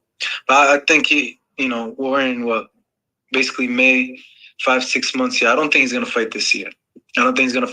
And then I still think he can look at himself as champion because, again, it's like he's just trying to make a very big fight happen. He could look at it as all right, it was a catchweight fight. I'm just trying to make the biggest fights possible. But in this regard, at 140 pounds, I'm still champion. Nobody can weigh in at 140 pounds and beat me. That's a way he can probably look at it. Right. So you see, I just wanted to play that part too. So anybody that's questioning when you see Devin Haney done fighting 2024, don't think I'm saying, oh, he's done. His career is over with. Nah, I ain't got all the space to write all of that stuff. But Jermaine Ortiz feels like he's done for the year simply because of the punishment that he took. And he said we feel like he in May, feel like he's going to take about 6, maybe even 9 months off. I don't know that. It's just his opinion. You know what I'm saying? He just something to think about. And then when you go look at the box rec, you'll see that Devin is suspended indefinitely. So he pretty much got suspended like a fighter would if they got knocked out, because he got everything but knocked out. He got beat up pretty bad in that fight. You get what I'm saying? He took some real punishment in that fight. So it's only fitting that he be suspended, right? No, his career is not over. Just do not saying that. No, I'm not saying Devin Haney is done in 2024 and it's over. No, Jermaine Ortiz, in his opinion, due to the damage that he felt like he sustained in the fight, feel like that's it for him for the year. And it wouldn't be out the realm of possibility for him to take that kind of time off, get his mind right, go heal up, and get back to it. You get what I'm saying? So we gonna see. We don't know for sure. Like I said, his face looked pretty bad. Even seen a picture, and like I said, from the angle that it was at, his face looked crazy. If that was how his face was looking, you get what I'm saying? His face looking wild. You get what I'm saying? So, I mean, you took some real punishment. Your ego took a hit. You took a hit. Like, you took a lot of hits. You was dropped for the first time in your career, and then went on to get dropped 2 more times. You took a lot of big shots from a guy, a big, strong guy that was coming in there trying to knock your head off. And again, I keep saying, y'all keep talking about this 3 pounds. That same 3 pounds might have saved Devin Haney from not getting knocked out in that fight. And the reason I say that, because the dude didn't have the gas tank that closed the show the way he really needed to. But you see, he was pushing it. He was getting them knockdowns, but he just wasn't able to go, push to that extra, level to finish the job. So I credit that to them 3 pounds as well. Like, I don't feel like the 3 pounds had anything to do with the defense and, a fighter allowing himself to be hit with the same shot over and over again. You can't attribute all that to weight. You get what I'm saying? These dudes don't fight. They don't use weight to win their fights. Respectfully, they don't. But I tell you what, Ryan Garcia strategically used weight to come in comfortable for this fight so he could rehydrate how he wanted, feel good how he wanted. And it worked in his favor. So, like I say, he looking like a mad scientist right now at this point. Like a mad scientist. Made it worse. All that talking. Yeah. Tell you, I'm looking like Jonathan Majors at the last fight on Creed 3. That's crazy. That's wild. Ram said, oh, one bad fight. I still want to see Denver Sandor or Mario Barrios. Those still are good fights, bro. It's still a good fights. Ain't the end of the world for this man. You know what I mean? It's just one fight loss, but it's a bad loss. Bodymore, what's good with it, bro? How you feeling? It's a bad loss, and it makes you have to reconsider some things. And you definitely got some areas that you just need to tighten up on, man. It happens. It's part of the game. Like I said, I ain't gonna kick him right down, but we're gonna talk about it. Like I said, when I played this little interview, this clip from his cornerman talking, he was saying some things that'll make you think. So we're gonna see. He said, I feel bad. I was cursing Bill out. Bill wrote that check his son couldn't cash it and then left him to get destroyed. Bill was just sitting in the chair with an unbothered look. I was disgusted. Yeah, it was tough. He was getting hammered, bro. The Hitchens are the only fighter punches, I think. Lighter punches, yeah. Maybe telling Hitchens fight don't look too bad nowadays, do it. Extra weight is Devin's playback. Yeah, I mean, it didn't work in his favor this fight. Yeah, he ain't never seen the combination, Draper, right? The combination of speed and power with the willingness for the guy to try to go get you, to actually go get you. You know what I'm saying? Consistently try to get you. Definitely looking like Cuba Jr. Damn, of course, with you, got to give it up to him, to a real warrior. Yeah, I'll look into that, Shell. Salute to you, bro. Appreciate you. I'll look into it. I'll run that through my sources, you know what I mean, and my fax machines. I got a couple of them. I ask about that for sure. Hopefully Bill turns it down a notch after that beatdown. Of course, it's all promoting the fight, but it's still limitations of the BS you talk for sure. From my view, who initially told Dev that he had to knock Ryan out, I think his damn daddy, because that was foolish. That was a foolish game plan. You know what I'm saying? But let's finish playing this. Probably look at it. So I know you always wanted the Devin Haney fight. Is that something that you would still? I've been telling. How long have I been telling you that for, man? Brother, since like 1943. I've been telling you that for a long time. I've been saying that for a long time. I think Devin's probably like out of all fighters the world that are out. Like even before I even fought on Top Rank for the first time, before I even fought on the Mike Tyson and Roy Jones card, I used to call out Devin. Like that's the fight I've always wanted. And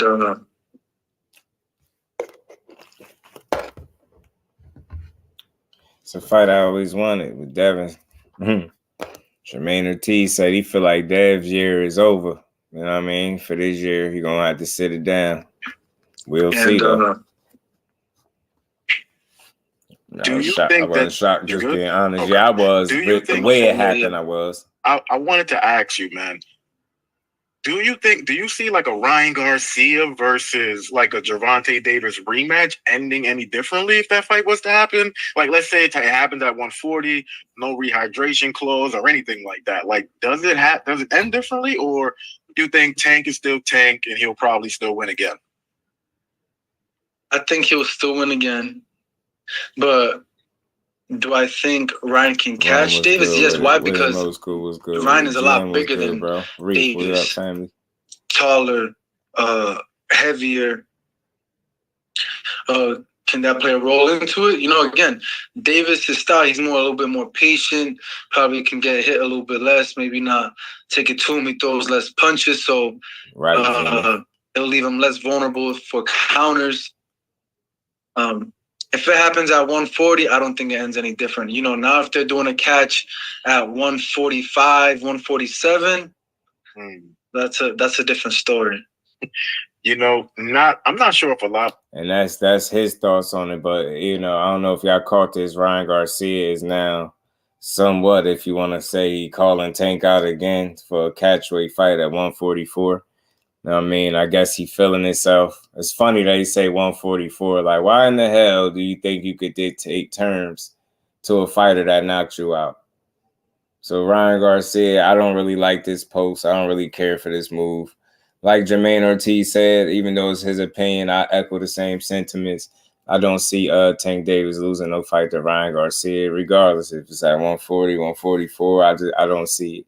You know what I mean? This whole notion that you're just going to be so much healthier, so you're going to knock Tank out because of it, I think is hoopla. I think it's levels to it. If that was the case, like regardless of what you said you wasn't, you would have had a different showing when you actually had an opportunity to fight him. You know what I mean? I know what Devin is now. Yeah, I feel you. Bill should have had his ass the post-fight. That's respectful. Not showing up is disgraceful. Yeah, I mean, I thought if his jaw wasn't broke, why would you not show up to the post-fight presser? Something had to be wrong with him. He had to be hurt not to show up to the post-fight presser. You know what I mean? So maybe that's what it was. And I'm surprised he couldn't make the adjustment because Loma's shoulders in the Regis fight, he was sitting duck. Yeah, Ronnie in the building was good with it, fam. The boxing game is accepting too much. Oh shit, Ryan, a welterweight still calling for a lightweight. Yeah, I think he a buster for it. I think it's a buster move. I don't care for it much. I don't care to see it. He's just talking, and again, good thing for us. We know full well he don't call no shots. He don't dictate no terms. You got your rib halfway punched out your back the last time you fought him. Nobody's calling for that but you.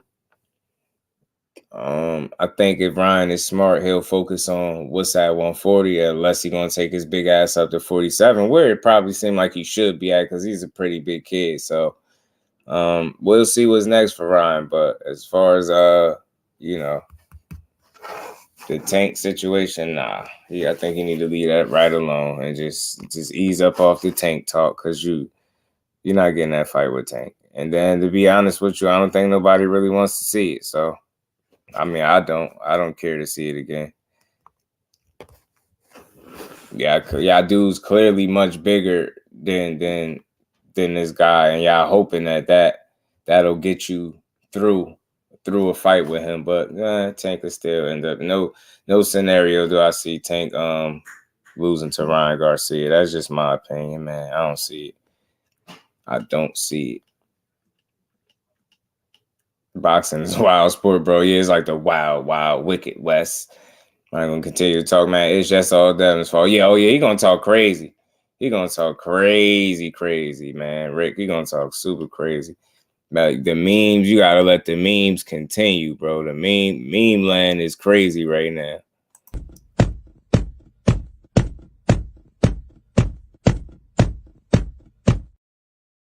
Meme land is crazy right now. Right, we went over the rules in the dressing room. I want Haney to win. I want a clean fight. Y'all touch gloves. Let's go. Ryan, I know you can't fight, boy. I saw that crazy stuff you was posting on Instagram. Ow! We're up. Hey, we're up. Help! Got your back. Save me. Hey, Ryan, get off my guy. I ain't going out like this. Whoa. Okay, let's go. Headshot challenge. Go to sleep. Yeah, how you like that? Back up before I disqualify your ass. Whoa, hey, bro. Man, some bullshit. Get up now. 5. Hey, man, you ain't count right. 7. It's been 10 seconds. 8. Yeah, you wait. All right, man, get your composure, okay? I'm gonna give you a few seconds. Rub it. All right. Man, back up before I swing on you. Ref, come on. All right, get him, Haney. Fight back, Haney. Fight back. Hey, man, get off me. No Diddy. Throw the damn towel. Yeah. It's time. I should swing on you. Beating on my dude like that. Get your ass in your corner. Yo, the internet. Undefeated, bro. Undefeated. Rome said Ron could be at 154 and fight Xander's eyes. Like I said last year. That'd be interesting, man. That'd be interesting. The Xander's eyes fight, but I doubt if he'd get that fight. I doubt it, man. Bole, what it do, family? How you feeling? He says 0 damage. Oh yeah, the fighter make money for sure, especially coming off a Haney win. I think it could do bigger numbers than the first one. But the problem is, right off the bat, you see he kind of dictating terms and saying where he want to have the fight at, and that's not gonna happen with Tank. And we know that 704 Joe in the building was good with it, bro. Memes after the fight better than the NBA playoff memes. I'm telling you, they funny as hell with these memes, bro. They just keeping them coming. That shit, yeah, even like I'm telling you, bro, it was tough, man. He was out there blitzing him. He was blitzing, bro, and he talking crazy. Get on that Bill Haney back. That Bill Haney back. You deserve it.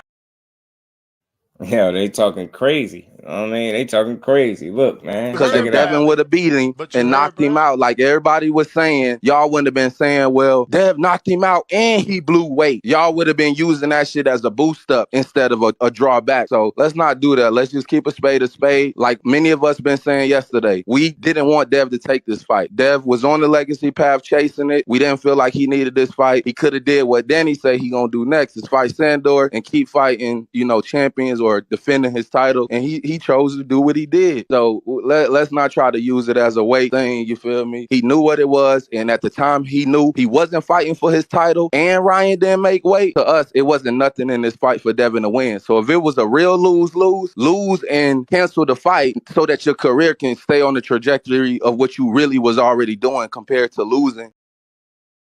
That's interesting, man. Yeah, he didn't even want this fight for him, man. Damn, let me find out. Y'all ain't want this fight for him, man. He said we ain't want this fight for him. Ryan always wants catch weights. That's why I say he's an undisciplined guy, bro. You're not going to catch weight yourself with Tank, bro. You're not going to dictate no terms with him and tell him what he about to do. You know what I mean? That ain't about to happen. Yeah, I like it, Big Supreme. I like what he was saying. Like, yeah, don't make it about that. You signed on. You knew what it was. Like, it was a tough fight. It's time to y'all to revisit and give Ryan some just due, man. Give that man some credit. He good fighter. Good little fighter, as my bro Rick be saying. Good little fighter. You know what I'm saying? That belt has absolutely no value. I don't want to hear shit else about belts unless it's undisputed. Yeah, man, it's tough, man, because it's like, Regis has spoke about that too, man, with the belt situation. It's tough, man. It's tough. It's tough because do you really feel like a champion still? Do you still feel like a champion? You know what I'm saying? Marquis was good with it, fam. So I said that shit too was no reason for Haney to fight Ryan. Yeah, once he blew weight, title wasn't even there for you to lose, and you seen that he was just running game on you. But this is why I'm about to play this interview from his corner man, bro. I'm about to play this interview from his corner man. Listen to what his corner man was saying. Yeah, he said he's smoking a Bill Haney pack. He tripped. Ryan is a damn clown, bro. Tell Hines Sports Media what's good when I'm saying business will make Tank versus Ryan too. One's headed towards welterweight soon. Yeah, that's why I don't think it'll happen though, bro. That's why I don't think it'll happen. Cash grab that went wrong for so many reasons. Man, you saying something, man. His trainer, one of his cornermen, you know what I'm saying? Cornerman had a great interview. You seen the king, you know what I mean? Salute. I'm an elite fan. Salute to my bro Skills. But let's get to this, bro. Let's get to this. Y'all smash the like button. We gonna keep rocking out. Y'all sub to the channel if y'all haven't. We gonna keep rolling, man. This is one of Devin Haney's cornermen. His name is let me get his name real quick. Rodney Chrysler. So he was in the corner. He was in the corner of Devin Haney. Now listen to what he was saying in this, y'all. He said a lot. Salute to my bro Remo. You know what I mean? For sending this to me. This was a good listen, man. So check this out. This stuff that he was saying in here. And it ain't just about making excuses. It's like, I think what he was saying in here was real. So let's check it out, man. Like I said, we had a rough night, you know. Ron Goodall, FightHype.com. I'm here with Ronnie Chrysler. What's going on? Like I said, we had a rough night, you know. Right, we got schooled a little bit on the fight, but Devin gonna bounce back, be stronger. Like I say, they had a plan. You know, that's one thing you got to look at when you're looking at, you know, top coach that knows what to do. And he had, you know, inside people telling him he didn't try to make the weight. He didn't want to make the weight. He knew exactly what he was doing. The plan was to drain Devin, you know, and come in strong. You know, 3 pounds, that ain't nothing to nobody, but that's a lot in boxing, you know. So I take my hat off to Dare for standing up, you know, and come in strong. And he had, you know, inside people telling him he didn't try to make the weight. He didn't want to make the weight. You hear what he's saying? He knew exactly what he was doing. The plan was to drain Devin, you know, and come in strong. You know, 3 pounds, that ain't nothing to nobody, but that's a lot in boxing. You know, so I take my hat off to Dare for standing up. You know, even when he was hurt, Devin refused to stop. He wanted to finish on his feet. Y'all see that, you know, that dude being ignorant. Just block him, bro. That means a lot. I ain't got time for him today. I try to ignore him. You know, just you got a real a fight in there. Like I say, old school fighters, they was great. They lose, they come back, be great, you know. But like I say, it was hard, you know what I'm saying? Hard to take that, you know, that first loss. Devin, when he got stunned in the first round and he never recovered. People don't understand that. You know, Ryan to take that, you know, that first loss. Devin, when he got stunned in the first round and he never recovered. People don't understand that. Now that's by, you know, it's a cornerman. That's somebody that's working the corner, that's in the corner with him. You hear what he's saying, and again, this is his perspective, saying he got stunned in that first round and never recovered. People don't understand that. Now, I understand it if that's what y'all telling me out now. Listen, I'm just being fair. I'm only going off what he said. I'm gonna stop it every so often. He dropped a lot of little joints in here. It's not that I don't understand it. I could understand like where you coming from if you saying that first shot initially buzzed him and because, you know, I heard Bill say something similar too. He got hit early and never recovered that first shot. Devon was good with it, bro. How you feeling? So I'm just saying now you got both of them. You got the father and trainer, the head trainer, and then you got one of the cornermen also saying, yo, he got hit and buzzed in that first shot and he never recovered. So that's not the part I don't understand. What I don't understand, just being real as a fight fan, now that's two of y'all saying that.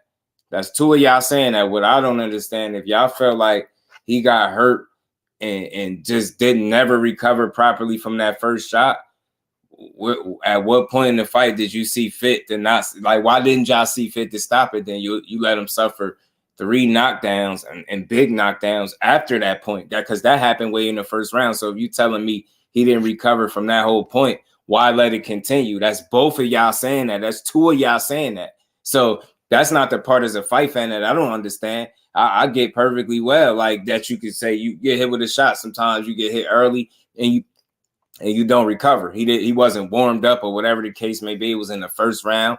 They ain't even get no sweat going really. You give him, I get it. But if he got caught cold, pretty much that's what it sounded like y'all saying. And when was unable to recover, y'all let the fight go 11 rounds and 3 knockdowns later.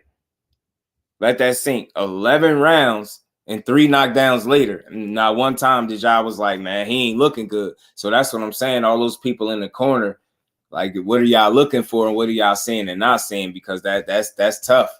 That's tough. So I don't know if y'all just trying to create an out. And I'm just being real. I'm just having a real conversation based off what they saying. He's saying that man didn't get recovered. He didn't recover. We don't understand that. Nah, that's cool. We can make sense out of that. But what we can make sense out of is why would you allow a fight to continue for 11 more rounds?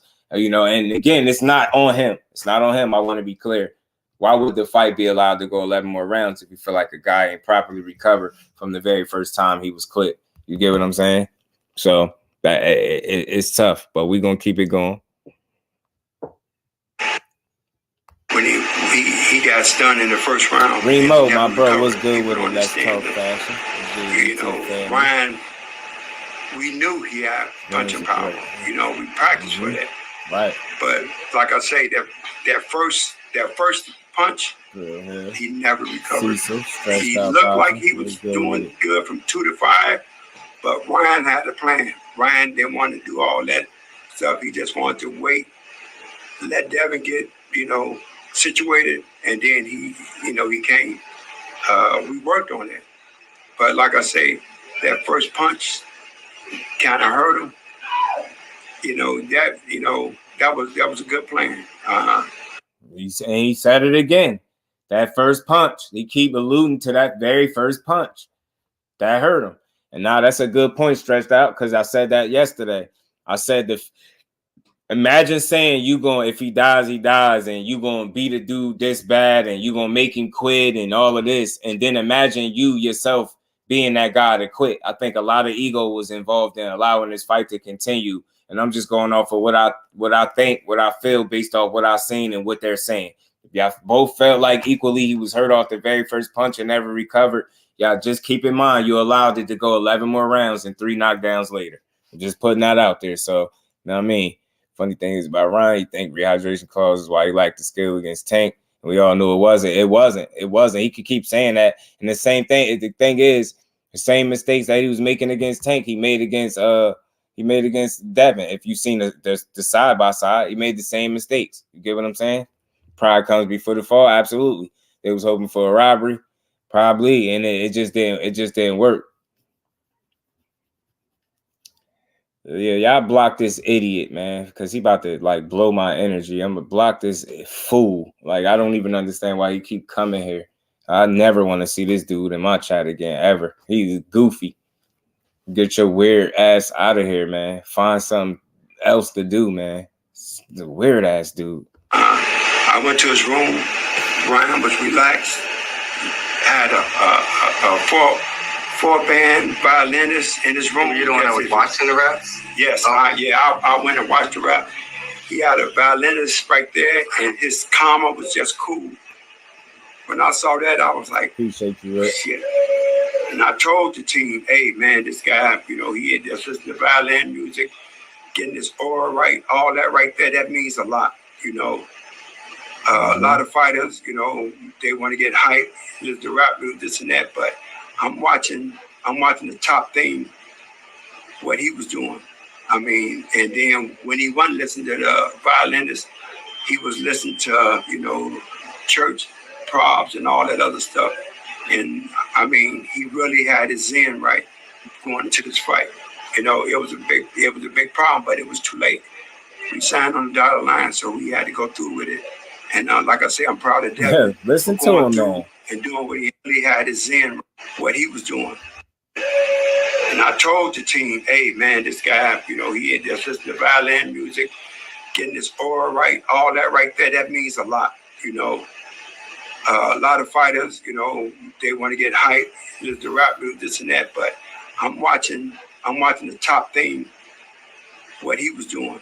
I mean, and then when he wasn't listening to the violinist, he was listening to, church props and all that other stuff.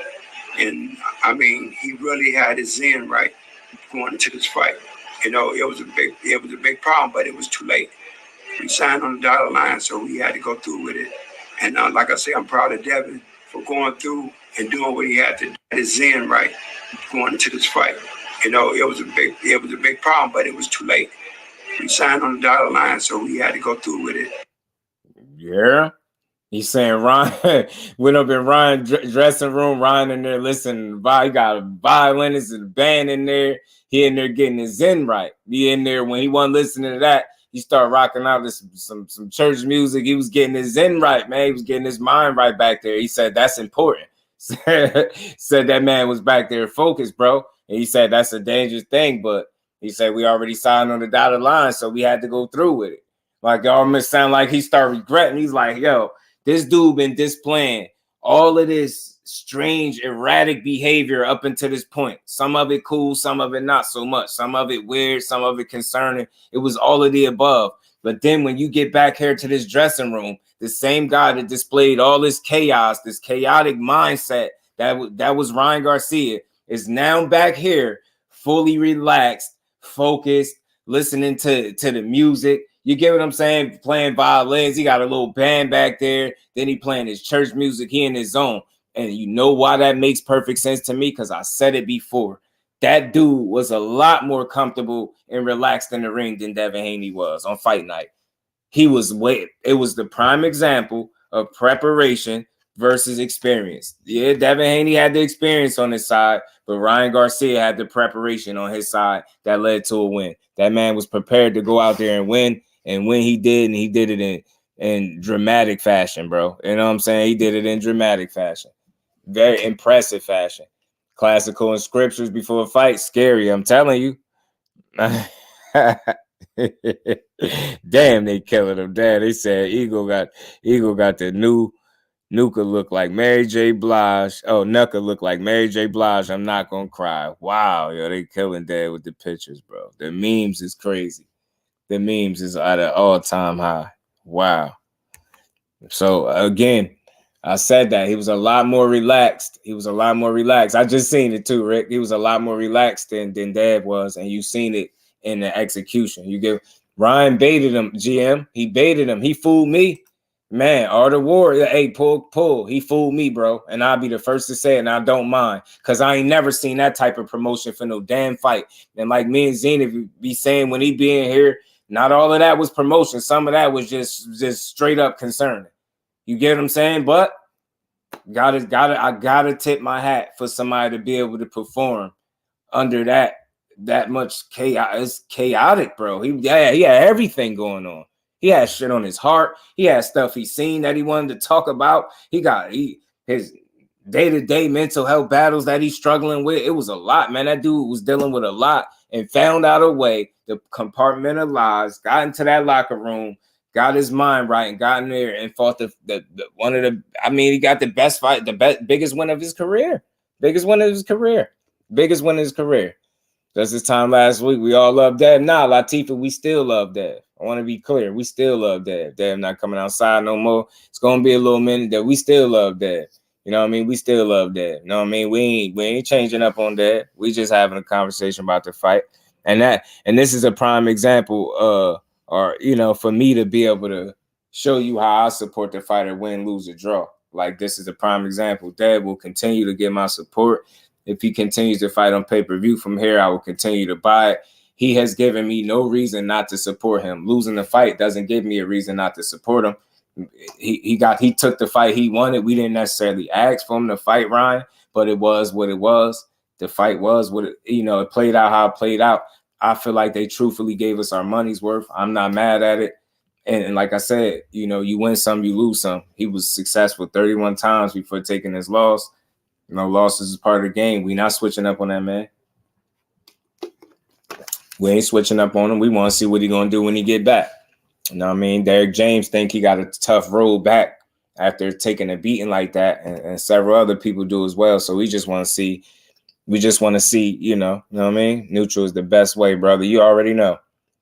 Average Joe Till did the same thing. Had everybody thinking he was crazy. Yeah, that's true. That's true. And right, Zenith, some of it was trolling, but a lot of it was concerning, bro. It really was.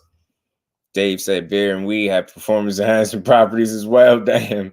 I don't think it was that, though. It's not that he lost. It's how he lost. Yeah, R Breezy. Yeah, took a tough one. Salute to Latif. Appreciate you as always, man. Pollen ain't no joke. Yeah, see you like the third person I see say that. Salute to my brother Ricky Williams in the super chat, putting that color in the chat. Y'all make sure y'all smashing that like button. We ain't done. We gonna keep playing this. Like I said, his cornerman was dropping some jewels in this. And it's a good conversation. And again, salute to Fight Hype. Gotta give credit where it's due. This was a good interview. He said, for the record, I still like Devin, but some fans was putting way too much on that Regis win, and it's more Build than Dev. But Bill doing his job, right? Absolutely 100%. And we not switching up. I want all 90 people in here to understand. Just doing switching up on no boxes. I'm about building the sport up, not tearing it down. A loss is part of the game. But over here, we can talk about the loss. You can even laugh, poke fun at it. But we ain't celebrating nobody's downfall. You know what I mean? This is part of it. You know, trolling is a real thing. All people do nowadays is troll. Even when you win, they troll. Shakur won, they troll. Richards and Hitchens won, they troll. People win and get trolled. You get what I'm saying? Errol Spence lost, trolled the hell out of them. Get what I'm saying? So, and we ain't gonna be soft about it. But nah, let's be clear. Just Duke still he got my 100% support because as a fighter, he hasn't shown me one reason not to support him. Losing a fight doesn't mean don't support him. Get what I'm saying? He done everything right up until this point. You take a L, you regroup, and you get back to it, bro. You get back to it. The people still rocking with you. The real ones are. If you was really rocking with the man before this, you still rocking with him now. It's just that simple. And he gave me no reason not to root for him. You know what I'm saying? He'll be back. But like I said, I do believe it could be a tough road back. I don't think it's impossible for him because he showed how tough he was. And we ain't never got a box again. Well. I already been getting these bet, but now it's time for you to get your just do. Salute to my bro Rick, PR boxing. Everybody like Devin. And fires just boxing. I don't like his dad. Yeah, and I don't even dislike Bill. I got Devin or Teal and Shakur. They got Devin over Teal and Shakur. Ain't nothing wrong. Next gen, what's good with it, bro? Ain't nothing wrong with that. I don't, not just right off the bat. Definitely not Shakur, but Teal, I still thought that was a winnable fight. But those fights are still competitive fights. This loss don't change the fact that those fights will be competitive because styles still make fights. Get what I'm saying? But after seeing somebody's flaws be put on Front Street like that, it's tough for me to just say he'll beat those guys just with ease like that. You know what I mean? So he had to show me respect. Hardy has ton of heart. Yeah, the ton of heart. Still, I rock with him even more because he showed me just how tough he was, and he said it. He said what he said. He meant what he meant. He said, man, I ain't never going to quit. I ain't quit. I know that. I won't quit. And he was in a position clearly where he could have quit, and he didn't do it. He clearly could have quit. And the ball was good with the family. How you feeling, bro? Salute to you, GMs in the building. In the super chat, said, Ryan, the one who showed heart. Devin showed ass. No, Daddy, you a fool. Dev showed a ton of heart. Getting him from them knockdowns, though, because I knew he was hurt. I knew his legs was gone. And they said he was hurt since that first shot. So I know he was fighting off instinct and heart, like purely off instinct and heart and not wanting to give up. So, yeah, but Ryan showed he showed that a lot of people were sleeping on him, and he was more focused on the task at hand and far more prepared than a lot of people, myself included, could have anticipated. You know what I mean? I didn't see him being this prepared to win this fight. And we ain't never got a box again. Well. I already been getting these bet, but now it's time for you to get your just do. Johnny said the DSP actually break his jaw. Nah, I mean, well, he said he didn't. Snackers dropped Devin Haney. He's stupid. That bad not happen. That'd be crazy. Snack dropped Dev. Nah, I think he joking. I think he joking. Tracks. Salute to my brother William Old School. God self in the building. What's good, family? How you feeling, bro? Hold on. Salute to my brother Ann McQueen. What's good with it, bro? Y'all make sure y'all hit that like button for your boy. I saw this everybody ganging up on Dad. Yeah, if Dad would have won, Ryan would be in psych ward. Dad got his ass whipped, but told his mom she should have swallowed. Yeah, he did. He's kind of tough, man. Dude, a little rough on him. Man. A little rough on him. Close he can't really fix besides his defense. Yeah, he can fix some things. I think the biggest challenge is the not being able to keep guys up off you. Not being able to keep dudes off you is tough. You know what I mean? At a weight class where you got guys that's clearly just as big as you, possibly bigger, punching harder, just as fast, just as athletic, more dangerous. It's tough. It's tough. It's very tough, man. It's tough. Said Just Do Boxing logo on do-rags. I want my cut, man. Salute to my brother behind the hands TV. How you feeling, bro? Let's get it. We gotta get that merch out there. Just do check out the interview. Sean Porter and George Jakovich. Bet. I'll definitely check it out. Will go back and watch all of Ryan Garcia first rounds because they all look identical. Like Hook coming hot before he throws his 5th jab. So I was coming for like a setup from the beginning. Damn, man. We're gonna see. Mike Biggs boxing, my bro. What's good with it? Manuel Carter in the building. Peace, fam. Banks, the boxing fan, my bro. What's good with it? Horry Thanks, JBT family. What's good, Brody? Y'all make sure y'all smash the like button. We ain't done. This is Devin Haney's corner, man, dropping some jewels on what he felt like happened with the fight, maybe what he felt like went wrong. So let's get to it. Let's finish. But it was too late. We signed on the dotted line, so we had to go through with it. And like I say, I'm proud of Devin for going through and doing what he had to do. You know, we made some mistakes, you know, with the team, but we can bounce back from this. You know, like I say, Devin's strong. I mean, one of the truest fighters out there. I don't hold this against him. You know what I'm saying? Sometimes we got to sit back and we got to see what's going on around us instead of, you know, assuming things, you know, and that's what happened. We was looking for something else, but what we saw was something different. We thinking he drained himself, now he weak. He can't make the 3 pounds, so he weak. No, it was reversed. He didn't want to lose them 3 pounds. He knew the limit. If he lost 2 pounds, he would have to lose it in the weigh-ins. But he know after 3 pounds, you can't lose it. And if you over 5 pounds, it ain't no fight. So they planned that perfect. I think they had help. I don't want to say no names, but they planned that perfect. And he didn't strain, you know, losing the weight. Deb, a true professional, Deb went down and he did what a professional would do, lose the weight no matter what it takes, you know, if you got to struggle, whatever. But he lost the weight, you know, and he came on weight for the weigh-in, you know what I'm saying? But he's still a champ, and hopefully, you know, we'll come back stronger. You hear what he said? How strategic he was with that weight. He knew not to come a certain amount of weight because it would make the fight off. 5 pounds, over 5 pounds or something to that effect. But again, at 43, you know that the commission wouldn't even make you have to lose the weight. So you know you would be able to comfortably come in there and then rehydrate however you did. And in that other clip, as I just played, I'm going to play it again for anybody that didn't see it. You will see what Ryan Garcia said he rehydrated in his fight. So this time when you weighed in, you were 3 pounds over. What did you gain when you went to the fight? Oh, it was like about 160. So 160 fight, what was the weight when you...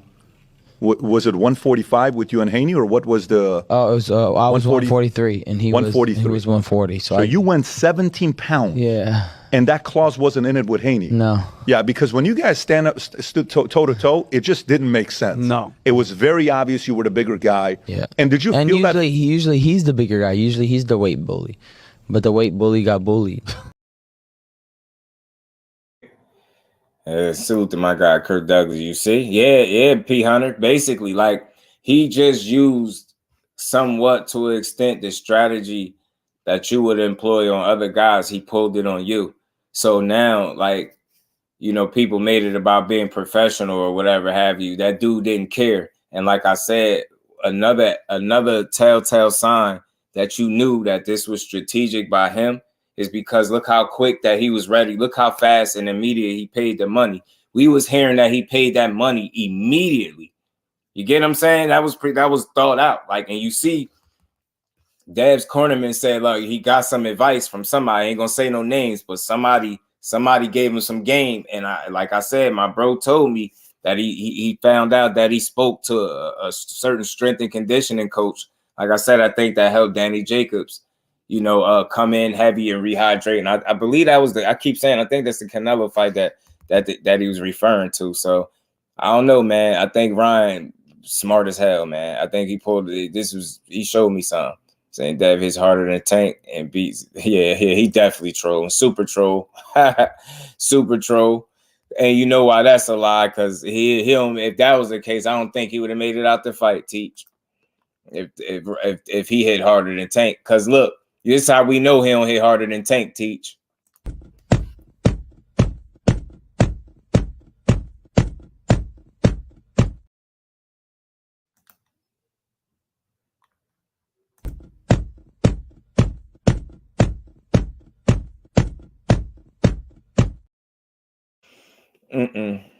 That Tank would have been punching in your body like that, respectfully. I think the results would have been drastically different. You know what I mean? So he missed me with that. He definitely trolling. Good luck. Maybe he think he can trick Tank into going to 144, how he said, and fighting him, but I doubt it. I doubt it. You know what I mean? You know what I mean? So Tank would really hurt this dude at any weight, I think. You know what I'm saying? At any weight. It's still heavier. That's what I'm saying. That's what I'm saying, bro. That's what I'm saying. Yeah, Ryan used it to his advantage to come in comfortably. Facts. He definitely did. 100%. And boxing is a game of inches. It's about the advantage. It's about having the edge, the upper hand.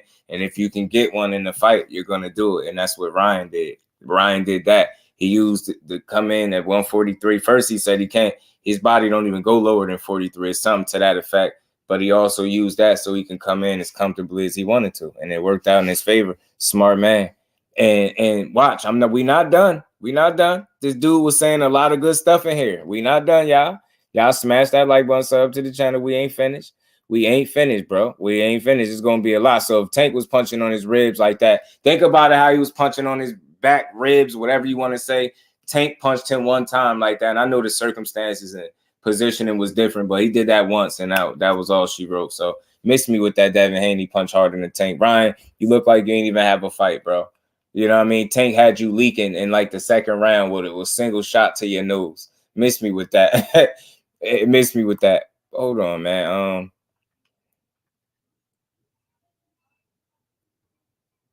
Man, salute to my guy. Pardon me. Salute to NAH too, man. Much love, Brody. He said, I'm not trying to hear this whole he drained Dev. Dev could have moved to 147 if he cut weight too much. And tell Ryan, no fight after missing weight. # choices. That is a fact, bro. Pardon me that I missed that. Salute to my guy. That's real. That's real. That is real. He did have a watch. This cornerman said some stuff. Watch, I ain't done. I'm gonna try to stop it only after he dropped the jewels and we gonna respond to it. But I'm gonna get. And we ain't never got a box again. Well. I already been getting these bet, but now it's time for you to get your just do. Yeah, I just seen your name just made me see it. Pardon me. You know what I mean? Salute to my guy. Hope you're feeling good. Man, we doing well. I'm doing well over here, man. Yeah, no, just another good build. Yoda, what's good with it, fam? You said you think Ryan should be on pound for pound, and if what week should Ryan be pound for pound? No, I don't think he pound for pound. I think this win is very respectful, but he still got to put together more of a body of work. I don't know if the one win does that. I don't know if this one win alone does that, right? I don't know. It's a respectable win. Like he definitely made, turned the boxing world upside down with this win. Make no mistake. But I don't know. I don't know if he belong in a pound for pound list. Salute to my guy, NAH. Appreciate you, bro. Can't use lateral movement and drop bloody and stop the bigger man. There's no one, Devin or Ryan does that. You get what I'm saying, man? Zenith, that's all. Stop trying to discredit that man. He different. He's a special breed, bro. He's a special breed, and people need to realize that. You get what I'm saying? Saturday should have showed you, it told you learned something about Devin. Saturday, you learned something about Ryan, and you learned something about Tank without even realizing. You know what I'm saying? Just think about it. Definitely not pound for pound. Yeah, I just don't see it. It's just a drastic jump, but he in good conversation right now, because if he's smart, this win, you build off this win, like you could really build off this momentum. He took little to no punishment. Ryan literally can get back in the mix and make another good fight. And if he wins it, now he cooking with grease. Get what I'm saying? So pound for pound, no, he got to put together more of a body of work for me. You know what I'm saying? But the Devin win is very impressive, and I got much respect for it. B-Dog, he said he didn't even compete at an actual weight class. That's what I'm saying. And definitely the weight class, you know, he in between the win. He still ain't a real 40-pounder. You know what I'm saying? This dude been having his way for quite some time, man. The Tank was one of his best. He was doing a broke California roll or gassing after 3 rounds. That's what I'm telling you, man. He's just tired. 4 rounds in, he was tired in that fight. Making it 143. Now he challenging Tank. Look, you challenging Tank at 144 or something like that. Like, bro, what? Like, what are you talking about? What are you talking about, Ryan? Like, we was with you with the win, bro. Chill. Don't let this win make you escape reality, bro. Nobody's coming to 144. You're not dictating terms. He almost punched your rib out your back. Why you think that I used this picture? This picture, Ryan, and we rocking with you, bro. This is no diss or none of that. But this picture right here, I got what your demands is over here. You calling Tank out at 144 catch weight. I'm showing you this picture where he punched your rib at, where you told him let's run it back because he almost punched your rib out your back or through your kidney somewhere. You get what I'm saying? You don't need that again in your life, bro. Just chill out, enjoy your win. Yeah, go fantasize and fake chase Boots and Terence Crawford and, you know, the Earl Spence. Go do that. You know what I'm saying? But this ain't say leave Tank alone, bro. Leave Tank alone, man. You don't need that. You don't want your rib punched halfway out your back again. I'm pretty sure you don't want that. I'm almost certain you don't want that. But at the end of the day, I do respect Ryan. He brave, man. He got in there. His last 2 to 3 fights was elite level competition. And I respect it. And he won in one of them fights, but he got to chill. Luke hits harder than Devin. It's possible. It's possible. It's possible Luke could, but that shot that he caught Ryan with was timing too as well. He caught Ryan pulling out, I believe, and with the hands down and checked him. As long as it take the scales to show the weight, as soon as the fighter step on it. Oh, nah. It's just like any other type. You ever stepped on the scale, legacy defined. Take a couple seconds. I think if you, what you be noticing, if you feel like they be announcing the weight real fast, that's because, to my understanding, when we be seeing them weigh in, especially as it pertains to his fights as of lately, when they stepping on the scale, they already got the weight in. That they not reading the actual weight on the scale at the time that we're seeing the weigh-ins. That's what I was told. So that's probably why you see them kind of announce the weight rather fast, or they look down real quick and come right back up. I think they just be, you know, saying the weight that they're supposed to be at as opposed to what's on there. You know what I mean? So that's what them ceremonials do. Behind your 160 shit, even 147 might be hard to make for them. That's tough. 147 is hard to make for you. That's tough because you anywhere near 54, man, you might get hurt. People say Tank ran that fight, look in the mirror, and lied to themselves every day, right stretched out. He ain't run from nobody, man. Tank's strategic, he's smart, and he calculated, bro. And that's why he's still in the position that he's in. That value dropped, but it's still higher than Shakur despite Shakur having potential. He's not active.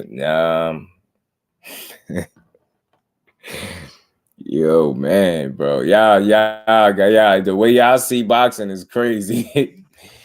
Yo, you think a guy, because he had a bad performance and win, drops his stock when you've seen people get beat up and they stock go nowhere. They get beat up and stopped in they fights. They stock go nowhere. You tell me a guy that has a bad performance but wins, stock drops, or is lower than a guy that's fresh off getting dominated by a guy that he called a C-class fighter that people said was, schizo and on drugs and drinking. Like, think about that for a second. Walking to this dude really gas, trying to send him to the man. Shadow round will it be? Mike White, what's good with it, bro? Strength coach, he be able to keep guys off him. He got to do something there, man. I don't know what the proper answers is. I say at this point, Mike, it can't hurt. It can't hurt because he clearly don't have that firepower to keep dudes honest. Like the Regis fight, I think was a bit of a, maybe possible anomaly. I don't know. Some people felt like because he struggled to make 140 again, maybe he was depleted. And if you're depleted at 140 already in your second fight, like they saying, you may have had a hard weight cut and then, you know what I mean, you was depleted and you couldn't really punch in there. Like if that's the case, then you clearly You're doing yourself a disservice by staying down at a weight class where you don't belong. Go up. You know what I mean? I'm telling you, I'm telling you, bro. So still like Ryan, not elite. Yeah, nah, he's not quite there, but he found a way to get a win. Still put Devin over Shakur based on just being active in his resume. What in the hell? What you mean by active? Like active. You know, Shakur ain't had no layoffs in his career, right? Devin might have more fights, but you know, a lot of that stuff was in Mexico. If you look at when the competition actually steps up, he's right on par. It's right on. Like you got about 15, 16 of them fights in Mexico. So I don't feel like he's so much more active than Shakur, and I don't really pit them over each other in that way. I need to see it in the ring. You know what I mean? Shakur, 3-division champion, undefeated. I just a former unified world champion. I don't think people give that enough credit, like because it wasn't undisputed. It's like people just don't give it the credit it deserves. Just name me another fighter or two that got the same accolades right now in 21 fights. 21 fights. Been through 3 divisions in 21 fights. Think about that. Think about that. One just getting to his 2nd division in his last 2 fights. So just let that sink. He said Shakur has potential. Yeah, what? Yeah, you having fun with that one. Rain and peace and blessings, Clean. How you feeling? Mr. Plus 300 said Haney won't be the same. He took a beating just like Spence. I hate to lump the two in there together. Look, I'll say this. I get what you're going, where you're going with it, but I feel like he took a beating just like Haney. Haney took a beating like Haney. A1 Hoop Zone, what's good with it, brother? There's so many angry boxing fans. Yeah, I don't know, Gertz. They be hot for nothing, bro. They be 40, what they say? 48 hot, whatever they say. They just be mad for no reason. Yeah, man, the way you say, he said Shakur got potential. He need to bump it up. Imagine the day in boxing where somebody would come in the chat and tell you that a 3-division undefeated champion has potential. Yo, I'm off that one. That you can have at it. I don't know how y'all assess talent, accomplishments. I guess if it ain't undisputed, y'all don't see it. I guess if you ain't at 135 for most of your career beating up smaller guys, people feel like you actually ain't did none. I guess when you shown that you're a top guy through 3 different weight classes, that's not showing nothing like at all. You just hanging around for nothing. What? We off it. We back to it, man. Pardon me, y'all. Let's get back to it.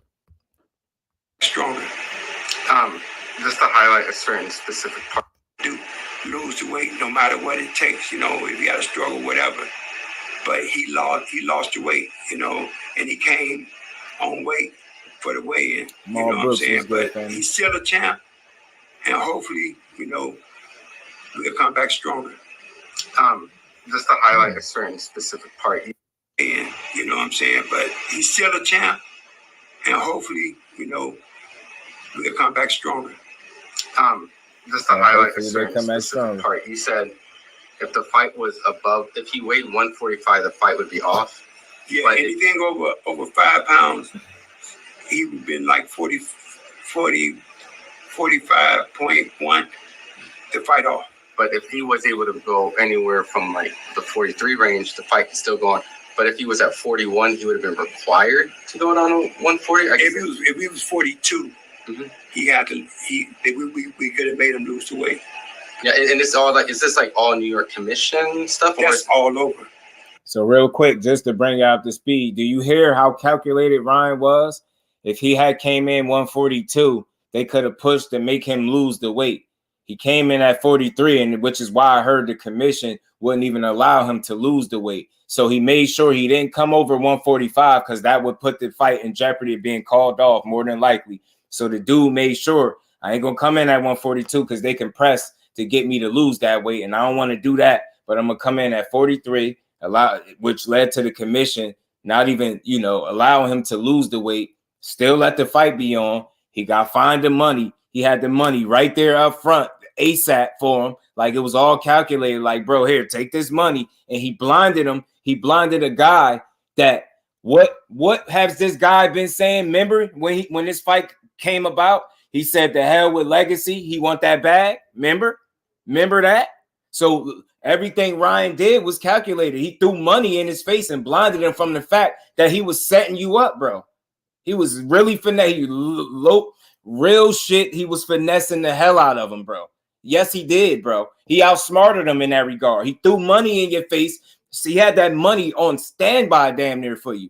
Here, take the money. And you ain't probably thinking, you like, yeah, let me go ahead and take that easy money. And he blinded you with that bag while he over here healthy as an ox. You get what I'm saying? Prepared, because he done sat here and strategically thought this through, I believe. And like I said, I heard he got some game from a strength and conditioning coach about this rehydration thing. So I think he played his cards very smart. Think about what kind of thought process it took that he made sure he wasn't too heavy where the fight would get called off, but he ain't light but overweight to the point where they would make him lose the weight. But he gonna be just heavy enough where they'll say, you know what, we're not even gonna try to make you lose that weight. That's too risky. But at the same time, the fight is on, but you're gonna get fined this money, and on top of that, you can't win no title. You get what I'm saying? That was simply very intelligent play by Ryan Garcia. I'm sorry.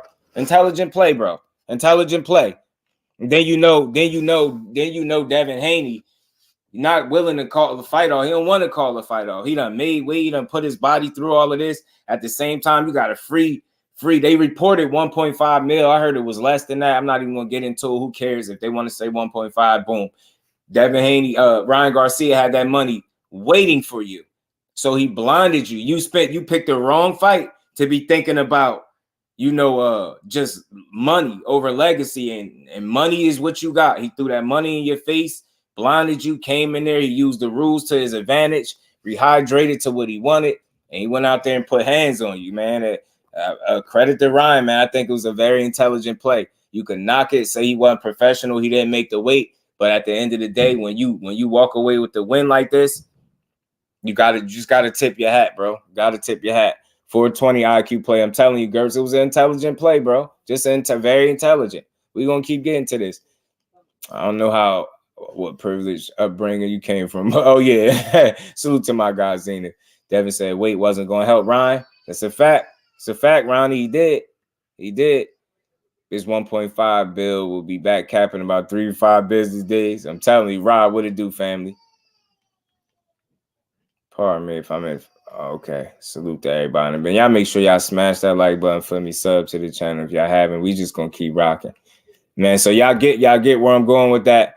Ryan was very strategic in his approach. This was very calculated. It was borderline genius, bro. Borderline genius. I got legacy at 35 now. I want the big fights, the money fights. Caught him chasing the bag, bro. He knew what his focus was, and he knew, you know what? I can throw this extra couple dollars. Come in here comfortable. I know he want the fight. He want eat this free bag, and we gonna go out here and fight. But I'm gonna be comfortable as hell. I'm gonna be very comfortable. Look how relaxed he was. Look at how the cornerman said how he was getting his zen back in the locker room, bro. This dude was on point. He did all of this wilding until it was time to show up, and show up he did, bro. Gotta tip your hat. It was a genius move, bro. Genius move. Tim Layton, what's good with it, bro? How you feeling? Ryan's went up. Could have, after a win like this, there's no way it didn't, right? I salute to my guy, Zenith. I feel here goes some money. Pow. You dig what I'm saying? That's all. Lesson learned for Haney. The boxing game doesn't spare anyone. You get what I'm saying? At all, man. And he caught you. You get what I'm saying? Slipping a little bit. Your focus was the bag. You get what I'm saying? And watch, he ain't done this.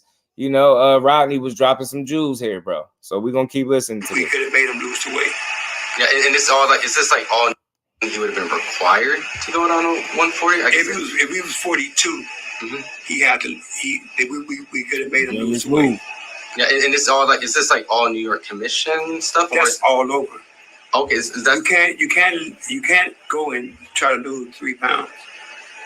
See, and he right, because I heard that they wouldn't even allow him to lose the 3 pounds.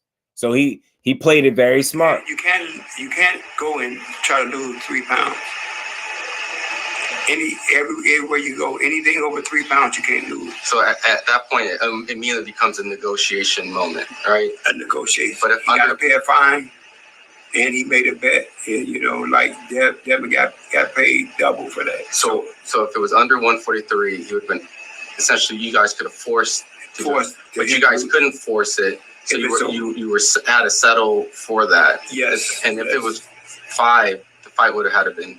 Yeah, the fight would have been off. That's a different weight class. So now, not putting specific names, but I've heard just rumors, and it could have been, I think the boxing voice I've heard in the morning was saying that it was maybe, and you don't have to clarify, but it was saying that they were looking just to hit 143 as a limit.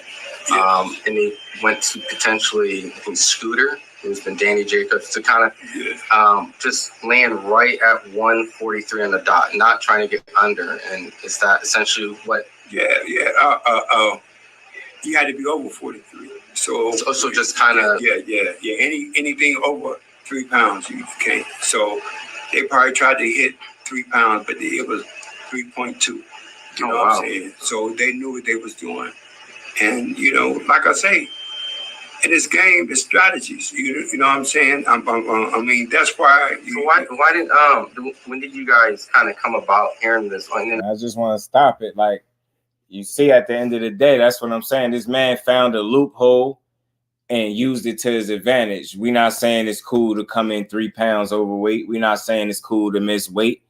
But what I am saying, what I am acknowledging is I seen a guy find a loophole of his own. The difference is he's willing to shrink himself down and make the weight professionally, but then balloon up 20 to 25 pounds within the 24 hours. And on fight night, you 25 pounds or so heavier than what you weighed in at. So, I mean, you've done it the more, I guess, professional way, because you ain't coming in missing weight to go rehydrate heavy, right? You've mastered the art of making weight, even if you got to struggle to make that weight, and then rehydrating significantly within that 24-hour range, and then being much bigger on fight night. Whereas Ryan just said, the hell with that. I can't go all the way down to 140. I can only go to 143. I'm willing to only go down this far. You get what I'm saying? And I'm gonna pay this fine. I'm gonna blind you with this money that you said you chasing, right? Because remember, it ain't about legacy no more for you. It's about money, right? It's about money. Well, here you go. Here go. As they reported, this 1.5. Well, here you go. Here go a free 1.5 for me coming in 3 pounds overweight. You done kicked your ass making weight, and you get what I'm saying. You're not gonna call this fight off, so you rocking with it. Salute to KO. What's good with it, bro? How you feeling? Yeah, right. Exactly, 100%. And this dude, I don't know if you caught this interview, bro. He was saying some smart shit, and he's like, I didn't know what negotiate this fight for him with the idea in mind that Ryan could miss weight. Yeah, man. And look, the cornerman family, the cornerman said, hey, man, he was thinking about the money. Sometimes that ain't about the money.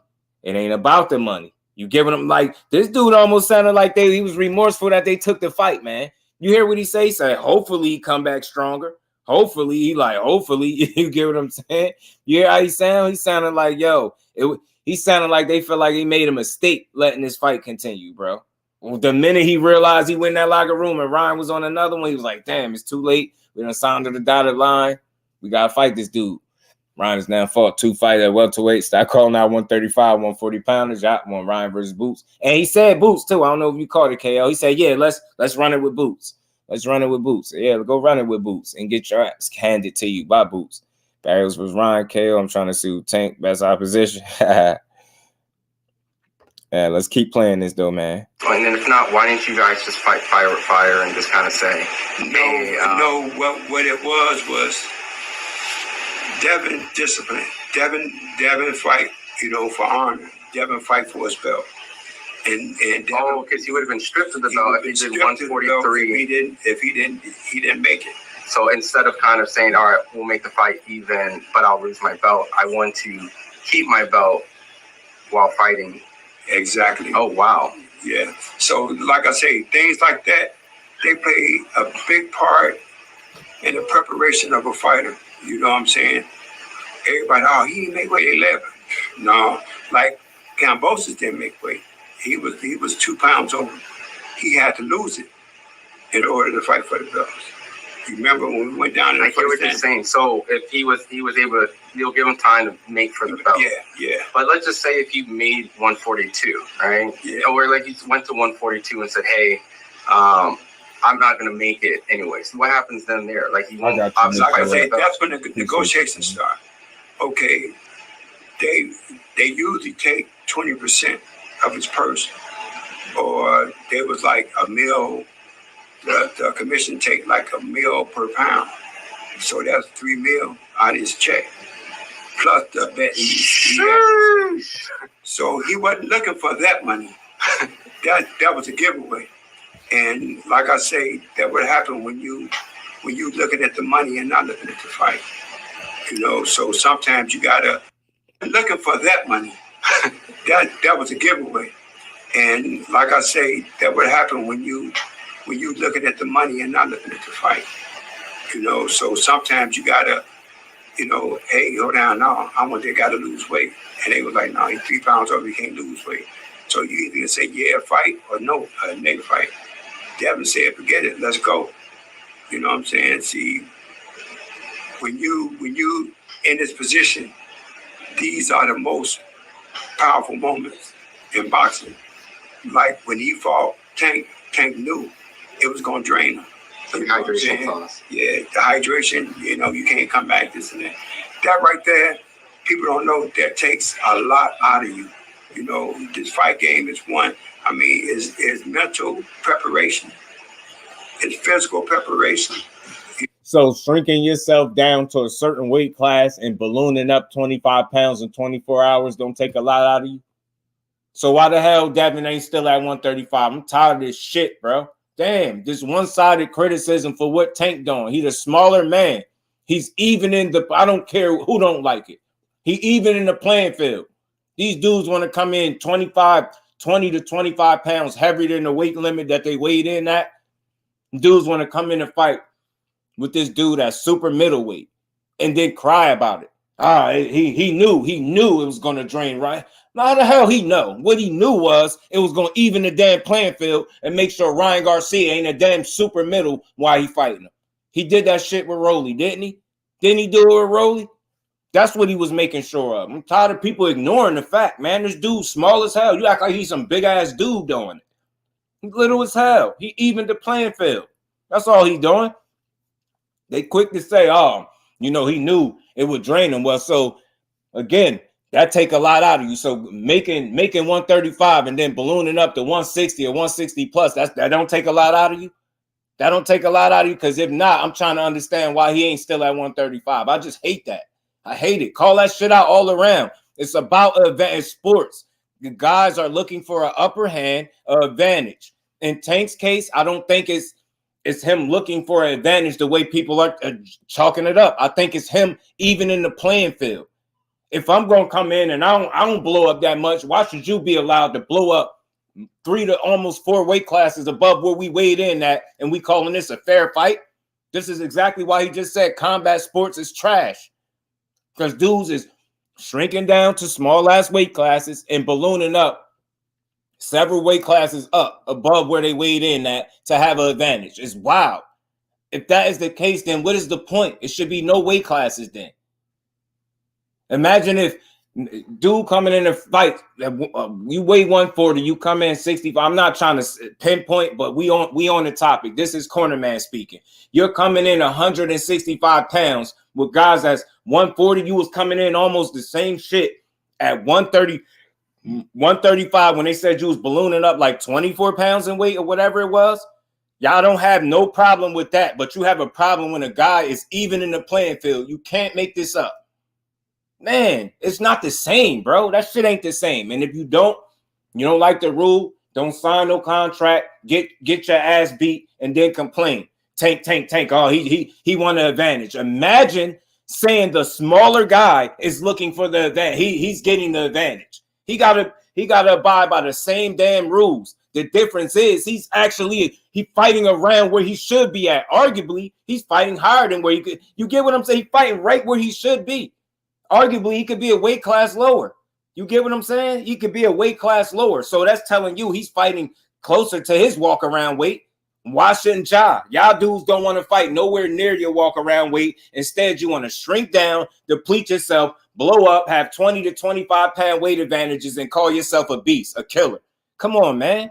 Then when a guy that's 5'5", my daughter taller than, even the playing field, and say, you know what? I know what you're trying to do. You want to try to come in here and be a full-blown super middleweight fighting a damn lightweight. Hell no. That's the case. Nobody should have problems with Christian and Billy fighting Devin Haney. Fight him. David Morrell should be fighting guys at 140. Come on, man. You'll have a problem with that, right? Because it sounds crazy, don't it? Well, that's the same shit you doing when you shrinking yourself down to a small ass weight class and blowing up 3 or 4 weight classes higher, bro. You're doing the same shit. And then think about it. The mention of Boots versus Devin Haney get people talking crazy like we picking on him. And he bigger than him. Boots don't rehydrate to no 165 on fight night, and we know he don't. He bigger than him. And as you mention that shit, people get like we bugging. Nah, we calling that shit across the board. I don't respect none of the fighters that's doing it. You're shrinking down like that and blowing up 3 weight classes above where you weighing in at. You clearly looking for advantage. Don't dare cry when somebody is even in the playing field so you can't have the upper hand. You gotta keep it consistent, bro. This dude ain't no damn fool. He really did that shit with Rolly, bro. He really did it with Rolly. Go, you make 135. Rolly, I heard he was 165 in that ring. So don't tell me he's scared of it. He did it already. But again, it's about learning. It's about learning from your mistake. That could have been a mistake. That could have went horribly wrong. You giving up all that extra weight. Dude coming in there trying to wail on you. All you need is one shot in boxing. That's all it take. That's all it take. Nah, Tank just got smart on your ass. Call it what you want. Complain, cry a river. Don't fight him then. Don't fight him. Or make 135 and rehydrate to what you want and get your ass slept anyway. Because that's what's going to happen. All that whining about what Tank this, Tank that. He do this, he do that. He don't fight nobody. Rehydration calls. He looking for advantage. He's small as hell. He's small as hell. How is he getting an advantage? He's small as hell. He's just making sure you're not about to come in there and be no damn middleweight. That's wild behavior, bro. He's a real lightweight. Arguably could be at 130, some would say, right? Some still think he can make 130, so that should tell you something. He's not a big guy. Y'all dudes big as hell keep barking about what y'all want, but scared to go to 135 and go get that shit. Then shut up about wanting to fight him then. Shut up about wanting to fight him. You make 135. I ain't heard nobody at 135 getting no weight clause put on them yet. Make the weight, rehydrate to what you want, and get knocked out anyway, because I guarantee you that's what's going to happen anyway. Telling you, that dude's special. And until somebody show me otherwise, that's what I'm standing on. I just feel like I understand it if you don't agree with it. I don't agree with trying to drain nobody, but miss me with he's trying to drain them. What about he's trying to blow up extra big to have an advantage? If I'm the A side, I'm going to make for damn sure that I ain't fighting no damn middleweight if I can help it, bro. What are we talking about? It's weight classes for a reason. Hell yeah, man. Fighting dudes your size is real, bro. Y'all dudes shrinking down dangerously low, then rehydrating egregiously overnight, and then getting in the ring, and then thinking nobody can call that out. But the minute a guy cross his T's and dot his I's and say, you know what? I know what these dudes is doing. They keep saying they want to fight me. Well, you know what? I got the most to lose every single time I get in the ring. I got the most to lose. I'm not giving you no 20, 30 pound weight advantage, bro. Hell no. Not giving it to you. Cry all you want. Well, don't fight me then. Stop talking about what you want. That's for every boxer in boxing. If you want something, go get that shit. Don't expect it to come to you. Ryan Garcia, respect to you. You beat Devin. Credit to Devin. You tough as they come. But bro, you're crying. You already whining about another Tank rematch at 144. You don't get to call no shots. Here you go again. Here y'all go again, thinking y'all could tell a man that he already beat you. You think you can tell him what he about to do to get a fight with you? He don't never need to fight you again. Punch the rib halfway out your back the first time. We don't never need to see that again. And I'm going to say it and I'm going to stand on it. I don't give a damn what weight that fight happens at. He will never beat Tank because Tank is just that much better than him, that much smarter than him, in my opinion. And I just think that's what I'm standing on. That's for everybody whining. Tank this, that small ass dude. You notice they never bring up how small he be and how much physical advantages he naturally give up as it is. Why should he give up a crazy ass weight advantage on top of that to make y'all happy? And think about it. The same people crying about the 3 pounds for Ryan told me Tank is a bitch for not wanting to go to 140 and deal with a guy potentially having a 25-pound weight advantage over him. You can't make this up. Whining about 3 pounds, but 25 pounds, I was told, is nothing. And he need to man up. You, man, miss me with that. Y'all crazy. Now dude gets smoked and we about to cry over it. Nah, he just lost the fight. He will be back, bro. He will be back. But it's not fun when you're no longer the beneficiary of these wild ass advantages. It's no fun when a guy, obviously outthink you. You know, the fight was won for Ryan before he stepped in the ring. Very rarely do you see a guy step on the scale, be overweight, and you feel like he won the fight there. The fight was for him.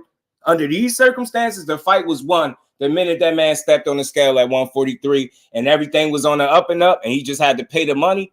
He won from that point on right there. Ronnie, salute to you, bro. Appreciate you in the super chat. He said, you are so right. Glad somebody finally said it. I'm just saying, I'm just calling it how I see it. Anybody could disagree if you want, but that's just me. I'm passionate about it. I just hate how they bring that up, but he's small. This is not like this is some big ass dude shrinking y'all down and making sure y'all don't blow up. It's a double-edged sword, bro. If he don't do that, then you get to blow up to whatever you want. Now he fighting a damn middleweight, damn near super middleweight. A lightweight fighting a super middleweight is wild, bro. I don't care what nobody say. That's crazy. The fact that people feel like you're supposed to want to allow somebody to do that is crazy to me. And we ain't never got to box again. Well. I already been getting these bets, but now it's time for you to get your just due. Salute to my guy Ronnie. Appreciate you, bro. Salute to everybody. Y'all smashed the like button. We see I'm calling his name now. He stepped on Devin. Yeah, we gonna see. Jarrell Hottie said why they mad at Tank and Shakur because Ryan won. Yeah, Tank Shakur still catching strays. Shakur, his stock is dropped. Shakur ain't even fight. His stock dropped. He won his last fight. He won his last fight. Salute to Jamal Brooks becoming a channel member. Much love, much appreciation, bro. Supporting this grind, man. Appreciate you, fam. Let me get your just and we ain't never got to box again. Well. I already been getting these bets, but now it's time for you to get your just due.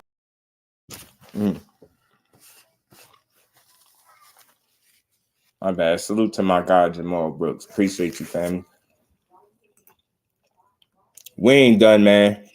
There should be a rehydration clause. Desi Sanchez, especially when dudes trying to blow up 3-4 weight classes above the limit. The hell with that. All I'm saying is, if you're going to cry about a rehydration clause, let's also point out the fact that these dudes be blowing up crazy. Because the same way you want to try to call that an advantage, that's definitely an advantage trying to blow up several weight classes above your weigh-in limit so you could be the much bigger guy. Miss me with that. That's all I'm saying. Just stop complaining. Like, we know sports is about the upper hand. If you are in position to make a move that's going to benefit you on fight night, you will be a fool not to do it. Shit ain't about trying to be tough and prove to the fans that I could be stupid. You know what? I got this A-side power, but I ain't going to use it. You know what I'm saying? Yeah, I got the power to even the playing field, knowing I'm a much smaller guy fighting these bigger dudes. I ain't complaining about it, but you know what? I'm going to even the playing field. Yeah, I got the power to even the playing field, but I'm not going to do it. I'm going to just go stupid. Keep giving up all these physical advantages. No, the fact that he hit hard, I ain't trying to hear it. That's just what it is with him. But he still be much smaller than these dudes. And like I said, these guys shrinking down 3-4 weight classes lower than where they at, man. Get the hell out of here. And then got the nerve to complain about 3 pounds. Nah, hell no. You know, women got bigger wrenches. You stupid, Cheryl. Holiday, appreciate you stopping to Ryan, the A-side of the Tank, man, please. Hell no. Ryan, the A-side of the Tank, he'll never be Tank's A-side. He got stopped by him. Beating Haney ain't gonna make him Tank A-side and at all. He's still who he is. He's a popular fighter coming off his best win, but he'll never be Tank's A-side. He just punched like a super middle. You dig what I'm saying, Dr. DJ? People like to speak up the narrative that supports them. Right is right, wrong is wrong. Fight the weight class you walk around in, and that's what I'm saying. That's why the whole reason why Tank is putting in rehydration clauses, DJ. You dig what I'm saying? Because he understands that these dudes claiming they want to fight, but they don't even want to make 135. Not only that, they want to blow up 3-4 weight classes above their weight limit. Tank don't do that. These other dudes do. You get what I'm saying? These other dudes are doing that. That's why I'm making the argument for him on that side. Like, I ain't trying that all funny. What's good with it, bro? Benavidez had nothing to offer but 20 pounds of fight night. And you notice why he brought up that 20 pounds, because that shit real. That's part of the reason why he won't get in there with Benavidez, because he'd be fighting damn near a heavyweight. He ain't trying to do our mid cruiser. He ain't trying to fight him. Salute to Cheryl. Appreciate you. As always, man. Big Cook. These guys didn't want to hear me when I was saying that, hey, man, we got to talk about it. I mean, if people could disagree, I'm just, I'm stating what I believe is real. These dudes only see it. They want it one way, is what I'm saying, y'all. They only want it one way. You get what I'm saying? I get their concerns, because you feel like a guy might be drained, but understand something, y'all. The guy wouldn't have to be drained if he was fighting at the weight class that he should have been fighting at. The guy wouldn't have to have a rehydration cause if he was at 135 pounds, where this dude is actively at comfortably. You get what I'm saying? Like, he's not a fool. Yeah, I got this A side and I'm going to use it, bro. Oh, you want to fight me? Oh, and you want it not to be at 135 because you can't make it? Oh, all right, here. Take this rehydration cause. Here go this catch weight. And now chew on that. Now, what else you want? You want to fight? You said you want to fight, right? All right, then. You're going to fight under my terms, because I'm damn sure not about to let you run me around, bro. You're not going to do what you want with me. If I got the power, then I'm going to use it, bro. It's just that simple. Right? Sports is always about the advantage, the edge, and the upper hand, and that shit ain't never gonna be no different. It ain't just boxing; it's all sports. Some of the pay-per-view numbers for this fight, I ain't catch it. GM, I didn't catch it. David said, when should Haney come back, and who should he fight next? I don't know. I know Jermaine Ortiz feels like he's done for the rest of this year, in his opinion, right? It depends if, like he said, it wasn't nothing broke on him or nothing like that, no fractures. I'm guessing maybe he just had a lot of swelling on his jaw, so maybe you just take I don't know. But after a loss like that, you definitely want some time off. You know what I mean? You don't need to rush back. Get what I'm saying? Go, you know what I mean? Boxing to be here for you. Devin Haney's very young. Take as much time as he need. I don't know how much time he'll take, but I think something like a Sandor Martin or Arnold Barboza, something like that makes sense for him on the get back. As far as one of those other champions or something like that, I think that would be risky coming right back to one of those dudes coming off that loss. But I'm going to support whatever it is he do. But I think Sandor Martin or Arnold Barboza is really up his alley. You should take a soft touch. Right, B-Dub? Right. He said, you got that meme of Devin sleeping next to Diddy? Nah, I ain't got it, Jim. You a fool. It's a Ryan versus Conor Ben. If it happens. I don't believe in Conor Ben that much, David, since the egg situation, to be honest. I don't feel like he punching exactly the same. My question would be, it depends on what weight would that fight happen at. Devin Haney versus Jamal James, 47. That wouldn't be a bad welcome to the division fight. Because my thing is, bro, Bole, if he's struggling already to make this weight, because I got to finish playing this, yo. Because if he was depleted already at this weight, then that's a sign that you need to go up. This is what people are missing. These dudes always talk, he wants to drain me. He wants to drain me. Well, fight around your walk-around weight, or fight at the weight class closer to your walk-around weight, and you can't be drained. And stop asking to fight guys that's way smaller than you, and you won't have to get drained. Notice that. You ain't never heard two people the same size complaining about one draining the other.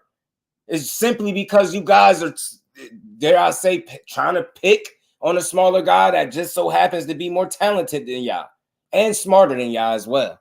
It's smart, which is why y'all gonna always keep losing to him. R. Stokes said, yeah, man, at least 6 to 8 months. Jermaine Ortiz said like 6 to 9. Devin versus Richardson Hitchens is a better fight now than what people were saying. Ryan beats Pitbull. He got to show me, Riz. He got to show me. Melon the Queen, peace and blessings to the Queen. Salute to my guy, Jamal Brooks. Smiles Blocks, what's good with it? He said, look at my pick. Oh, man, you a fool, GM. I said, you a fool. Conor Ben's a tough fight for Devin. Yeah, because he busy and aggressive. Right? Even though he don't punch the hardest, he still he kind of big, right? He ain't even at 47 no more. I think Conor Ben been fighting the last fight was in the 50s. So I don't think he at 47 currently, so he'll have to come back down to 47. Ryan gained extra weight or not in the final weigh-in if they didn't check on the scale and stood after all the next day. You ain't catch the video. I'm gonna play it one more time. Salute the PBD podcast and salute the Ego for capturing the little clip I had called this on IG. Listen to it. He talked about it. I don't know if y'all want to question, if he was telling the truth, but look, it's a little short clip where he's talking about how much he gained. So this time when you weighed in, you were 3 pounds over. What did you gain when you went to the fight? Oh, it was like about 160. So 160 fight, what was the weight when you... Was it 145 with you and Haney, or what was the... Oh, it was, I was 143, and he was 140. So you went 17 pounds. Yeah. And that clause wasn't in it with Haney. No. Yeah, because when you guys stood toe-to-toe, it just didn't make sense. No. It was very obvious you were the bigger guy. Yeah. And did you feel that... Usually he's the bigger guy. Usually he's the weight bully. But the weight bully got bullied. You see? He said he gained 17 pounds from the time that he stepped on the scale at 143 to fight night. He said he was 160. And if we know when Dad stepped on the scale with Regis, he hit 140 on the dot. I heard he was 140 on the dot here as well. And we know he had rehydrated to 165 against Regis. So if he was 165 there, he probably was 165 on fight night. So if we just going off of what we know, if Brian was 160 and we know he rehydrated about 25 pounds more, he still was 5 pounds heavier. Salute, bro. Appreciate you, bro. Is he dumb? Haney was 165 last fight. He was. Well, I don't understand weight draining fighters. I believe that if you want the best, you should come fight someone at their best. Now, look, check this out. I said this before, David. Hear me out, bro. Have you ever heard about fighters the same size complaining about somebody draining them? Notice you hearing this because you got these guys that's trying to shrink down and have these wild ass advantages. And when you're fighting specific guys that understand the rules or they're leverage and they use it to their advantage, you get what I'm saying? Like Tank, then they cry. But dudes wouldn't have to be drained, bro, David, if they was fighting around they weight. They proper weight class. You want to be hearing these things. Oh, I'm drained. Well, fight where you're supposed to be fighting at. You get what I'm saying? Simple, and you won't have to even worry about it. Mr. Miles, he said if Devin was so happy about keeping his belt, why not show the presser? That's why I said I think he took some real damage. I thought something was wrong with his jaw for real, but maybe it was just heavily swollen because he said well, no broken bones and he ain't break none. So that's the only reason I could think they didn't attend the presser because he was hurt. Thought he was going to the hospital. And we ain't never got a box again. Well, I already been getting these bets, but now it's time for you to get your JusDueBoxing. Shoot to my bro, I'm busy, man. How you feeling, bro? I've been bigger. He looked huge. He could have been. He could have lied. Ryan could have been. You know what I mean? This is Ryan. But that's what he said, though. So I can only take him at his word, right? Or I can guess and say he looked bigger because I think naturally he is. I think naturally he is the bigger guy. But he said he gained 17 pounds. He said he was 160. Get what I'm saying? So I don't know. Look like he rehydrated better or something. Definitely he looked. I don't know. I think would not be knocking out Tank. No, I don't see that personally. Everybody cutting weight except for heavyweights. You get what I'm saying? They all got to cut weight, but as far as when you talking about draining wrong, notice people only say that when they can't have that advantage that they used to. You get what I'm saying? When they want to just blow up and balloon. Yeah, I fight at 35, but when I get in there, I'm gonna be 165 on fight night. Yeah, I'm gonna be a super middle on fight night. Yeah, I'm gonna be super middle in there. Yeah, he put a rehydration cause on me. He trying to drain me. Nah, fool. You trying to get the ups on him and he caught you. He understand that y'all dudes ain't fighting nowhere near y'all where y'all should be fighting at. And he ain't going for it. He said Frank Martin a weight bully too. About to get slept though. Frank Martin, man. Frank Martin. We about to get a great fight there too. Well, I don't see no Frank Martin knocking out Tank. That's just me. Anything could happen in boxing though, but I don't see that. I ain't gonna lie to you. Tank about to make him relevant. He about to add some spice to his life. maybe I'm old school, but trying to fight guys smaller than you is whole shit. Yeah, this is what I respected amongst the legends. Now you got these wanting a 135 versus 165. Now you get what I'm saying, Zenith? You feel me? You feel me? You get what I'm saying? But they don't get that. But they like, nah, he's just trying to drain me. He's just trying to drain me. He just try to drain fighters. No, fighters want to have the upper hand on a guy that has the leverage over them and don't have to lay down for they bogus ass, you know, ways. You get what I'm saying? They want to come in here and just blow up, pack on all that extra weight and think somebody got to sit by and deal with it. No, they don't. You know what I mean? But we ain't done yet, man. We're going to get back to this, man. We're going to get back to this. It's mental preparation. It's physical preparation. You know what I'm saying? Everything plays a part. You know what I'm saying? You could be eating right, doing all that right there. But the other team had their plan was to, okay, we gonna be stronger. We ain't gonna lose all that weight. We're gonna lose just the amount that we can fight. Forget that, give them the money. We don't care. And like I say, Devin was doing good from 2 to 5, but I knew he was gonna start coming. And like I say, it was like when you daze, it's like being drunk. It's like, like certain things ain't there. You know what I'm saying? You know, like when you're drunk, you think, oh, I can walk here, but I can't. You know what I'm saying? So that what Devin was in.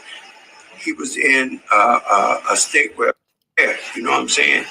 You know, like when you're drunk, you think, oh, I can walk here, but I can't. You know what I'm saying? So that what it's like,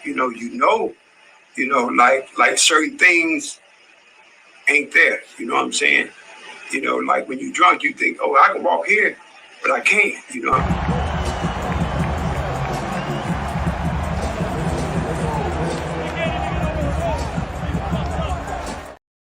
He couldn't really walk right there. You know what I mean? Like he was drunk. You heard what dude was saying? I think he fought several rounds. A lot of this fight concussed. That what Devin was in. He was in a state where, okay, I got buzz, so I'm trying to get my feet back. So that's what he was doing. Kind of like people who say like Mayweather, Shane Mosley, would kind of get rocked. Yeah, I mean, what's, some people have speculated that, hey, you guys may have underestimated, which in this case, I assume you guys never did. Yeah. It was a matter of just, hey, maybe he got, the rehydration. I mean, the weight, getting caught with a good shot early on. Was the game plan at any point try to press the action? Because I think some people. That's a great point, Smiles Block. That's a fact. Devin should fight at 54 and Ryan at 47, but they scared of the guys they size, so they claim lightweights are scared of them, which is crazy. Especially when it's a damn lightweight that already punched your rib halfway out your back, Zenith. They wild. Let's get to it. Let's finish getting to it.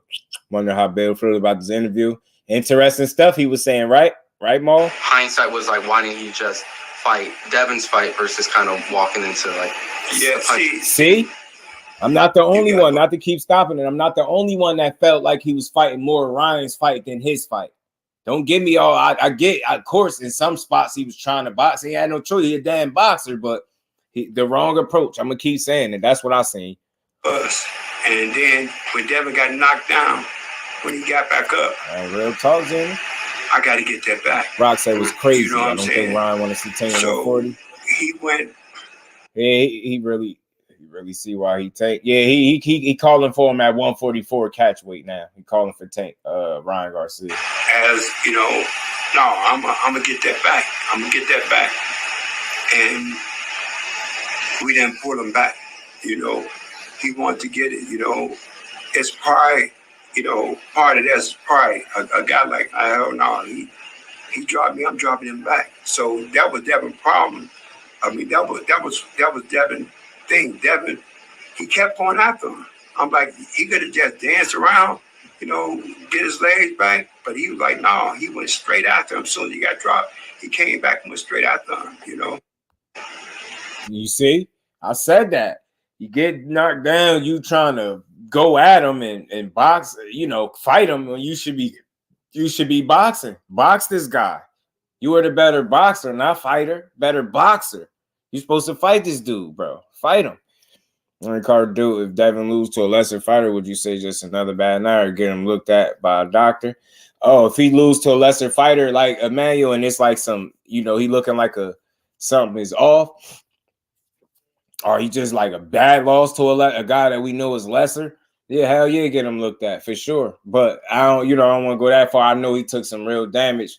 I'm basing a lot of my assessment on what they said. Bill said something about him being hurt from the very first shot, the first round. This was another corner man. He said the same thing. So I'm thinking if he never recovered, it's safe to say that he had to be concussed at some point, because if he never recovered from the first shot and suffered 3 knockdowns and several other big shots after that, what we talking about? This dude really was in there getting hurt. He was hurt, and they should have made it, maybe saved him from himself. But watch, you're going to hear him say it, and it's not up to the fighter in that regard. That's what a trainer, it's not up to you. You're going to have to fire me, bro. But if I see you clearly way more hurt than I need to see you, and you get what I'm saying? You worse for wear, your legs is going, you having a tough time defending yourself, bro. I'm pulling you up out of there. Straight like that. Jay Cooley was good with it. Yeah, he did. And this conversation definitely ain't about the excuses. We just building on it. Night Rider, what it do, family? Hairline fracture. Oh, you heard a hairline fracture? Devin did some good things in there. He tackled him. He held him. He wrestled him down. See, them that a smart fighter do. They buy time. I mean, great. What it do, Devin family? knew what he knew what was in stake. Like I said, that's King. He really was punching. Right. He was really punching. Right. And like I say, Devin was really hurt. For Devin to do that takes a miracle, man. I mean, anything else, Devin would have, they would have got out of it. They would have got Devin out of it. The referee could have stopped it at any time. Listen again. That takes a miracle, man. I'm a mistake. If them that a smart fighter do, they buy time. I mean, Devin knew he knew what was in stake. Like I say, he really was punching. He was really punching. And like I say, Devin was really hurt. For Devin to do that takes a miracle, man. I mean, anything else, Devin would have, they would have got out of it. They would have got Devin out of it. The referee could have stopped it at any time. But Devin was strong. And he was like, he kept pushing forward.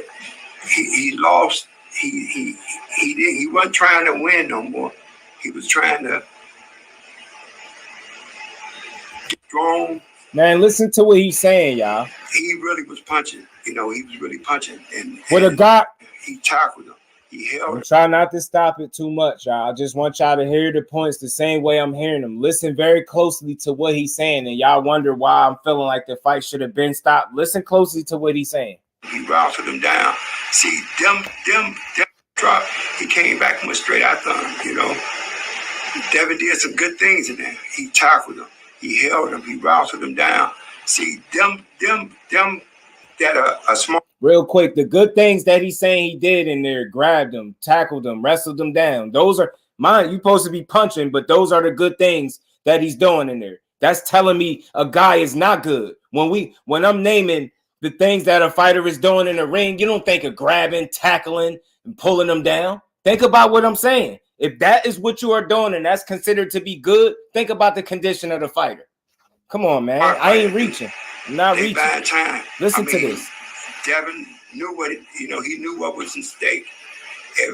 Like I say, he really was punching. He was really punching. And like I say, Devin was really hurt.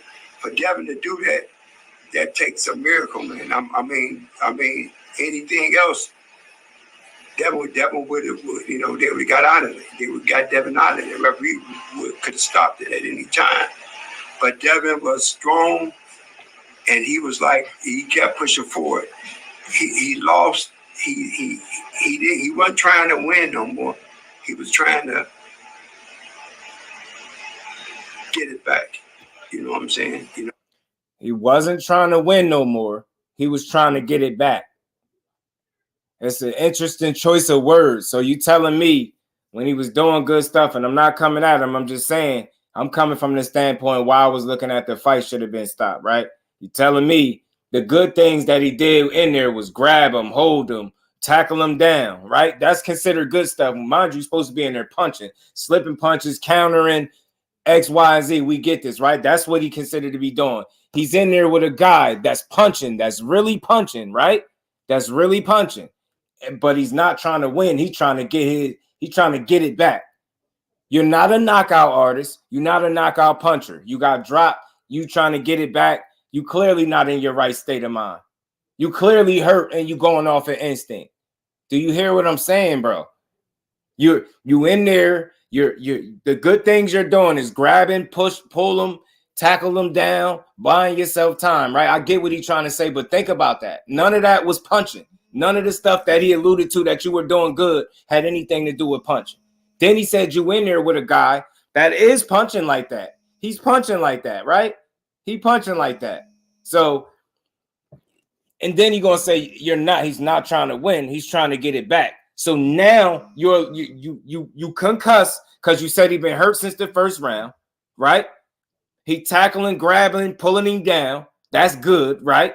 He in there with a guy that's punching. He ain't punching like that, but he trying to go get it back. Now he clearly playing this guy's game. And tell me again why y'all allow him to go 11 rounds and you knew he was hurt since the first. I'm not reaching. Y'all, he's saying it all for me. He didn't try to win. He wasn't trying to win. He was trying to get it back. You get what I'm saying? Get what back? You get what I'm trying? Not get it. The knockdown?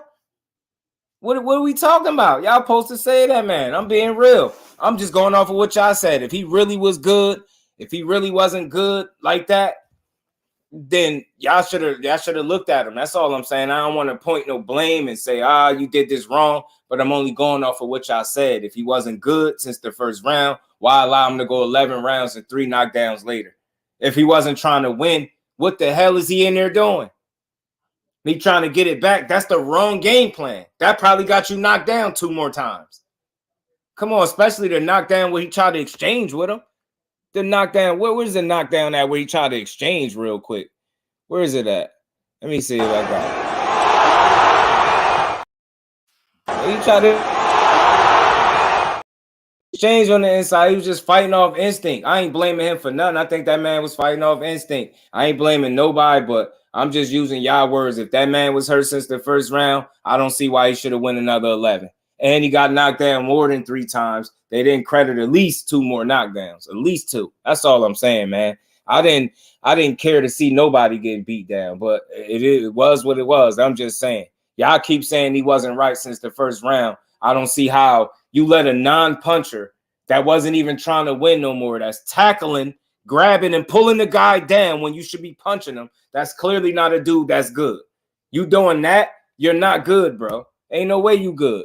That shit is crazy. The upset starter was Kurt Scooby, Gertz. And yo, he was like a, what they say, a 5,000 to 1 under 500 to 1 underdog, something wild. Gertz, the odds was wild for Kurt Scooby. He got upset crazy. Haney career finished? Nah, I don't think it's finished, but I think it took a real hit.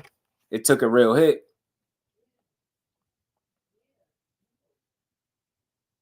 My bad, y'all.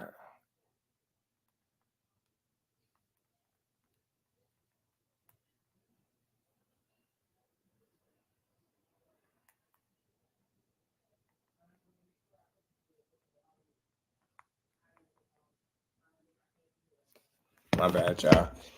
Yeah, 8,000. Something crazy. It was a wild ass favorite or something, man.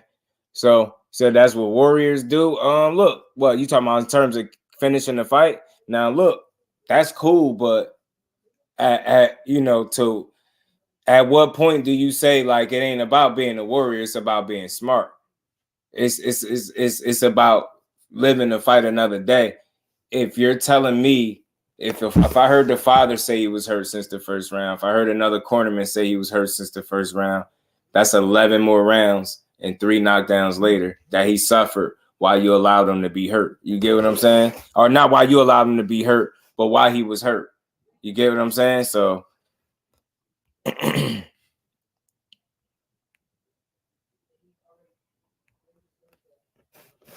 So I don't know. And I get it. That's what Warriors do. But again, you talking about a 25-year-old with a lot of his career left. Did he really need to sustain all that punishment? You get what I'm saying? It was tough because we talking about a guy that y'all, by y'all words and y'all own admission, y'all saying he was concussed. You know what I'm saying? Y'all saying he was concussed. Salute that Manuel Carter, man. Pardon me, bro. In the super chat. Appreciate you, family. And we ain't never got a box again. Well, I already been getting these bets, but now it's time for you to get your just do. Yeah, it's just a dangerous move to let him do. And I get it. Be a warrior. And I'm not saying nobody did nothing wrong. But I as I give my final thoughts on this today, I came across this interview and I thought he said some very telling things. Did y'all hear? He said this man didn't even try to win. He wasn't even trying to win no more. He was trying to get his lick back. That's very dangerous, bro. You're not in your right mind because you're not a knockout guy. It was a little far-fetched for you to think you was going to create a knockout by pressing, and that's just not who you are. So to me, that's a guy that was being very gutsy and brave, but also potentially wasn't in his right mind because he wasn't doing the right things in there. That wasn't smart, bro. You put yourself in harm's way. You're in there probably concussed and trying to fight through it because you undefeated. You got pride, ego. You ain't laying down. You like, man, this my rival. This dude done, you know what I mean? Damn near check my chin in the first round. I get all of that shit. Haney, the fighter, salute to you 2 times, bro. 2 times. Like, I tip my hat to you 1,000. Like, you did everything a fighter is supposed to do. Just keep fighting through the moment. Keep trying to find a way. You tried. You just came up short. You did what you could, right? But that's what your team is for. And when you got multiple guys that pretty much see the same thing, somebody was supposed to say something. That's all I'm saying. Think he was supposed to get looked at as closely is all I'm saying. You get what I'm saying? Those are some brutal knockdowns, and he was taking some heavy-ass shots. And if you look at the legs wasn't good. It seemed like every time he connected with something clean, something solid, he was buzzed or hurt by it. So that's just tough to continue to allow somebody to sustain punishment. These type of fights, I don't want to say no career ending. I don't want to go that far. These kind of fights could change your career, period. Just it could change your fighter because it's unnecessary punishment after a while. And I'm only saying this, I want everybody to get it. I'm basing this off of 2 people in so many words basically saying that they had a fighter that was hurt since the first round and allowed him to fight for 11 more, get dropped 3 times. And if it hadn't been for that little situation with the tussling with the referee, he probably would have got stopped. If Ryan Garcia was in better shape, he probably would have got stopped. You know what I'm saying? Omega Red, peace, family. How you feeling, bro? Now his father was supposed to step in because he knows his son is a warrior. Absolutely, Jamal. Step in. You got to save the fighter from himself. The fighter did exactly what he was supposed to do. Keep fighting and never giving up. And he has 0 quit in him. You seen that. You knew that the minute he got up from that first knockdown. Man, that was bad. I was like, sheesh, man. I thought he was done. He was glued to the ground for a second. Bro got up. I was like, man, how the hell he got up and fought several more rounds after that and finished the fight on his feet. It just don't, tough as nails, bro. Tough as nails. Over in the 7th, they knew that. You're supposed to be smart enough to take him out of the fight. And I'm telling you, the phenomenal show, bro. I feel like all of that you sold us on may put you in a position where your ego was, you get what I'm saying? That was like a, your move, your choice not to make that move. That was your ego. It had to be. Like, imagine me throwing a towel in for my son and the guy that we said we was going to dominate, stop, and kill. You get what I'm saying? So I think that definitely was that play. That's why I don't think it probably never crossed his mind to even think about throwing that towel in. I think Bill's ego. Absolutely, P100. That's crazy you asking. That's exactly what I'm saying. Absolutely, his ego did that. Absolutely, his ego did that. And that's inexperience, too. It's inexperience, too. You can say what you want. That's inexperience. But I respect it because I could just only imagine seeing my son getting chipped like that and me having the power to end the fight, man. I don't know, man. I might have waved a flag, bro. Might have waved a flag. And especially if I felt like he was truly hurt from the first round and never recovered. You don't allow somebody to continue to take punishment round after round after round. Think about it. He got hit with much bigger shots than the shot that initially hurt him. Much bigger shots, several of them. So you get what I'm trying to say? So why allow that much punishment if y'all truly felt that he was hurt the entire time? You know what I'm saying? That's tough. Dad wouldn't say Met 16, true tunnel vision. I ain't mad at it. I get it. Dr. Paul, appreciate you, fam. Salute to you, bro. Appreciate you, man. We ain't done yet. We're going to keep playing this. Y'all know I could turn one of these interviews into 2 hours, bro. We be building on it, chopping it up, breaking it down. Y'all know how we do. And Ryan told Bill to stop. But yeah, he asked him, remember, he said he told him he was going to have 3 chances to stop it. He did tell him that. Dev needed Bozy. Shit, man. A change wouldn't be bad. Or an addition to what he already got going on wouldn't be bad. But let's finish getting through this, man. Get it back. You know what I'm saying? You know, I need to hit this dude with some good shots. But Ryan was just fighting his spurts. When he wanted to try to knock Devin down, he went in there until he did it. You know what I'm saying? I don't care how tired he got. He stayed in there, kept punching until Devin went down. And so, like I say, they had a good plan, and they did. You know, I take my hat off to him. You know, I even told him, him and his father after the fight, good fight. I told his coach, I said, good plan, good fight, and like I say, it was a lot of things we could have did or we could have tried to do, but like I say, once you get dropped, can't play boxing. Once you get hurt, you go into a certain mode. They got a saying. The worst fighter is a hurt fighter. You know what I'm saying? And so we waiting on, you know, because Devin was trying. He was trying to hit him. But like I say, we missed it. But like I say, I don't hold my head down on Devin. I'm like Devin, one of the strongest fighters out there. I mean, I'm sure he'll bounce back. I mean, and you don't understand going into that fight. Nope. What I'm looking at is Ryan got a loss. He ain't got nothing to lose. Yeah. You know what I'm saying? So he gonna come with the best he can come with. A little different type of pressure, right? Ryan was playing with house money. He really didn't have nothing to lose. Much wasn't expected of Ryan.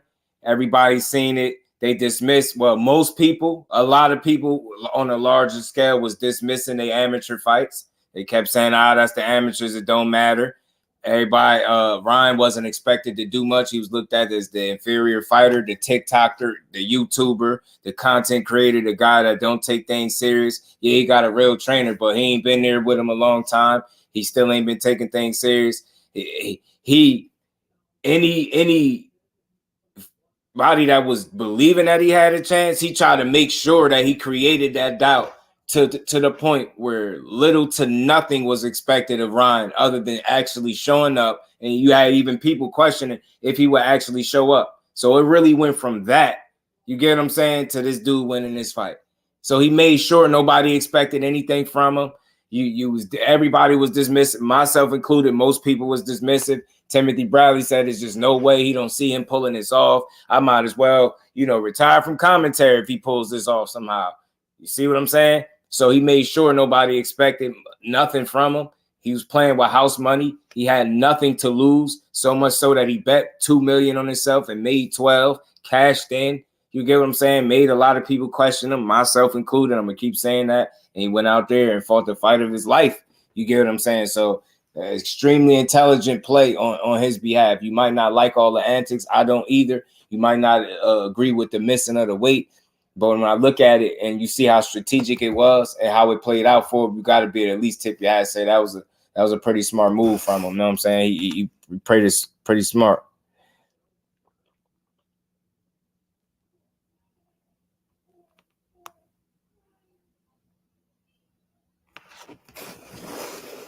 Let's finish playing this, man. He said he had everything to gain and nothing to lose. Now look, he has the cash cow in the sport, and Devin has to build himself back up. You get what I'm saying?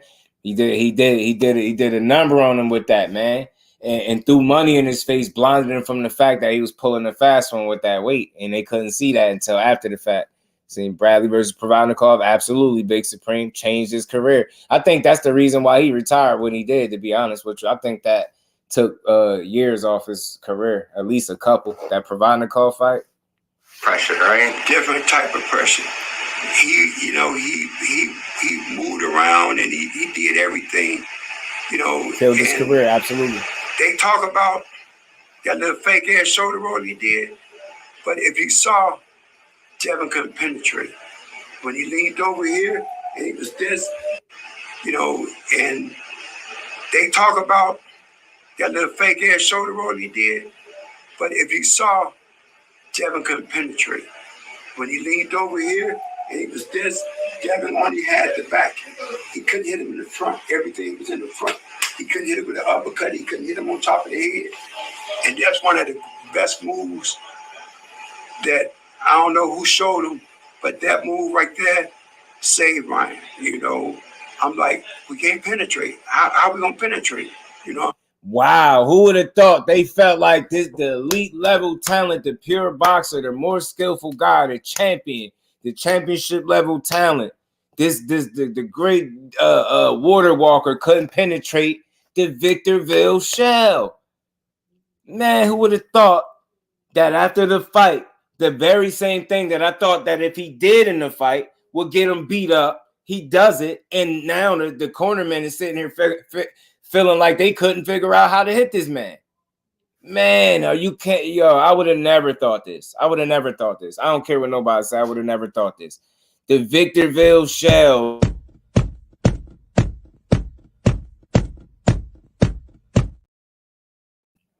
The Victorville shell, bro. Pound for pound boxing talk. What's good, family? Golly, man. They should not expect Ryan to make weight. Should have told us he was drinking on drugs. They knew. Now they're trying to make the sympathy. Yeah. Nah, just got to eat it. You know what I mean? Just take the law. So look, that little Victorville shell, he turning his back. This was what dude's saying. Like they couldn't penetrate that. They didn't know how to go about attacking. The hen dog was good with it, fam. I'm telling Devin, you know, turn him, get him in the middle of the ring. The Diddy shell. Oh man, the Diddy shell. He ran on the ropes. He let you punch yourself out. Cause you just hitting him hard, this and that, and ain't nothing happening. Look. Get him in the middle of the ring. But once he knew what he was doing. He ran on the ropes. He let you punch yourself out. Cause you just hitting him hard, this and that, and ain't nothing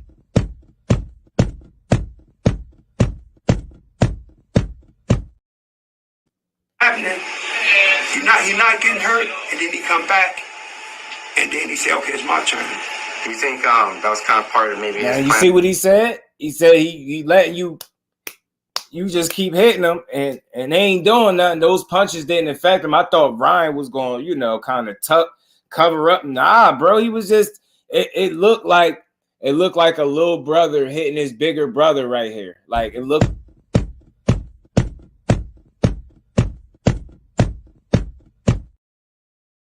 You know how the big brother just cover up, don't want to hit him back. You know what I mean? Just letting him hit him, and he just punching him, and it's doing nothing to him. Like that's what even the cornerman is saying. Yo, you hitting him, punching him, and ain't nothing happening.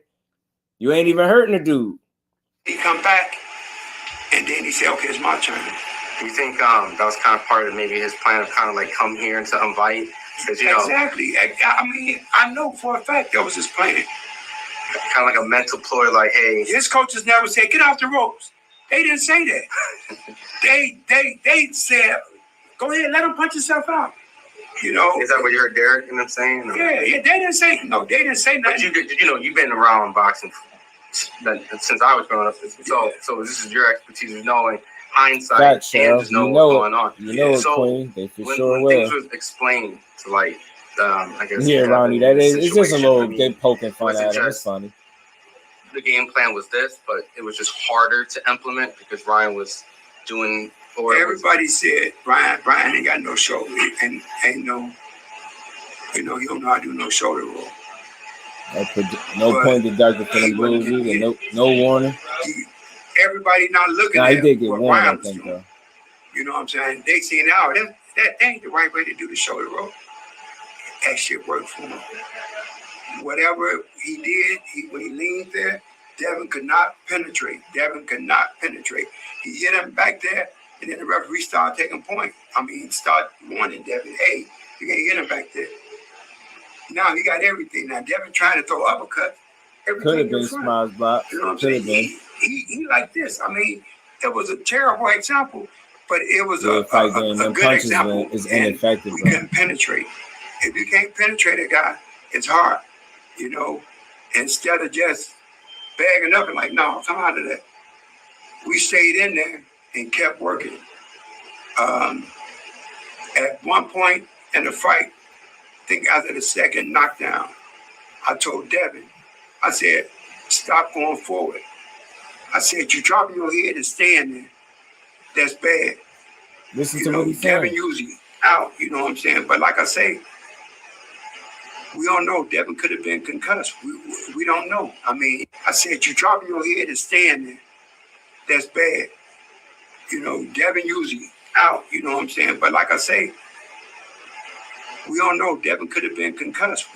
We don't know. I mean, it was a lot of fighting there. You know, usually out, you know what I'm saying? But like I say, we don't know. Devin could have been concussed. We don't know. I mean, it was a lot of fighting there. You know, There was a lot of fighting in there, and when it was fighting, Devin was losing that fight. You get what I'm saying? When it was boxing from like 2 to 5 or so, he was winning that fight. He was winning that boxing match. But when it was a fight, Ryan was winning it. You get what I'm saying? JBT Network, what's good with it, family? My God, how you feeling, bro? Appreciate you. Pulling up with the Pulse Kings out here. You heard him say, when you ain't able to penetrate a fighter, I heard him. You know what I mean? They let him live, Jay. They let him live. Salute to the almighty JBT Network. You know it. And let's get that to it. We putting the information out, you know, because I told him, I said, look at me, he did this. He looked down at me. And I said, Devin, stop dropping your head and start stepping back, because Devin is a good in and out fighter. And the thing about it is, he is a good in and out fighter. When you like that, you know, it's like I said, it's like being drunk. You ain't got everything going, you know. But like I say, I take my head off to Dev. He was good, you know, and he came out okay in the fight, you know, because, you know, really he took some punishment, you know. There was a lot of punishment that he took. He took some and real like I said, he had a punishment. good plan. And me, I don't know. I would have wanted to stop it because, you know, damage wise, but you gotta honor a fighter's wishes. He wanted to continue, and he didn't want to go out. You see? Damage wise, but you gotta honor a fighter's wishes. He wanted to continue, and he didn't want to go out. He went on his shield. And like I say, these are the great fights that we missing.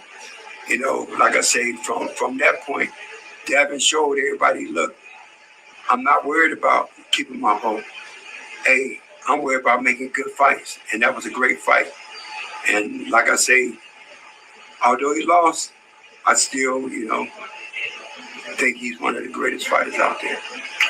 And salute to him, but I don't think this fight was saying that I ain't worried about losing my O. I think this fight was looked at as a fight that I can take, grow my profile, make a bag, and keep my O. And I think it was a miscalculation. I think he felt like as a fighter that he's significantly better than Ryan Garcia. And I think after losing this fight, and if he's real with himself and he got some real people around him, then they're going to revisit that, rethink that, and just give Ryan Garcia credit for being a better fighter than what he was, man. It remains to be seen, Emmanuel. What I will say is I'll wait to see how he looks when he comes back, and then how he looks when and if he goes up against a puncher again. You get what I'm saying? So he said, penetrate no daily facts. That's what they said. Oh, hell. Salute to D for the wins. Peace and blessings to my baby girl, the queen, Miss Just Do. How you feeling, baby girl? It's probably kind of that's their way of trying to implicate Floyd. They'd rather make it seem like it's a group effort to beat him, so they don't have to acknowledge Devin's not better than Ryan. And that's garbage. You know what I'm saying, Zane? If at the end of the day, y'all didn't save him from himself, it sounds like y'all pretty much know he was concussed. You see what I'm saying, Zane? This is the reason why I played this. This is why I wanted to revisit it this last time and say, hey, man, I think it's a real conversation that something was wrong with him. It's tough to ignore that something was wrong with a guy that when you said he was doing good, like, I don't know if people understand that. It's boxing, bro. If what you are considered to be doing good, if doing good is considered grabbing, pulling, and tackling the guy down, if that's considered good, you in fact are not in good shape, sir. None of those actions had anything with inflicting damage or punishment. The reason why I'm saying more so stop the fight, because you're in a fight where you can't even hurt your opponent, and they said you've been hurt since the first round. Then you get dropped bad in the 7th and continue to fight on like the warrior you are. You did nothing wrong. Continue to fight, bro. But your people, they said you was hurt since the first round. Why let you get beat up like that?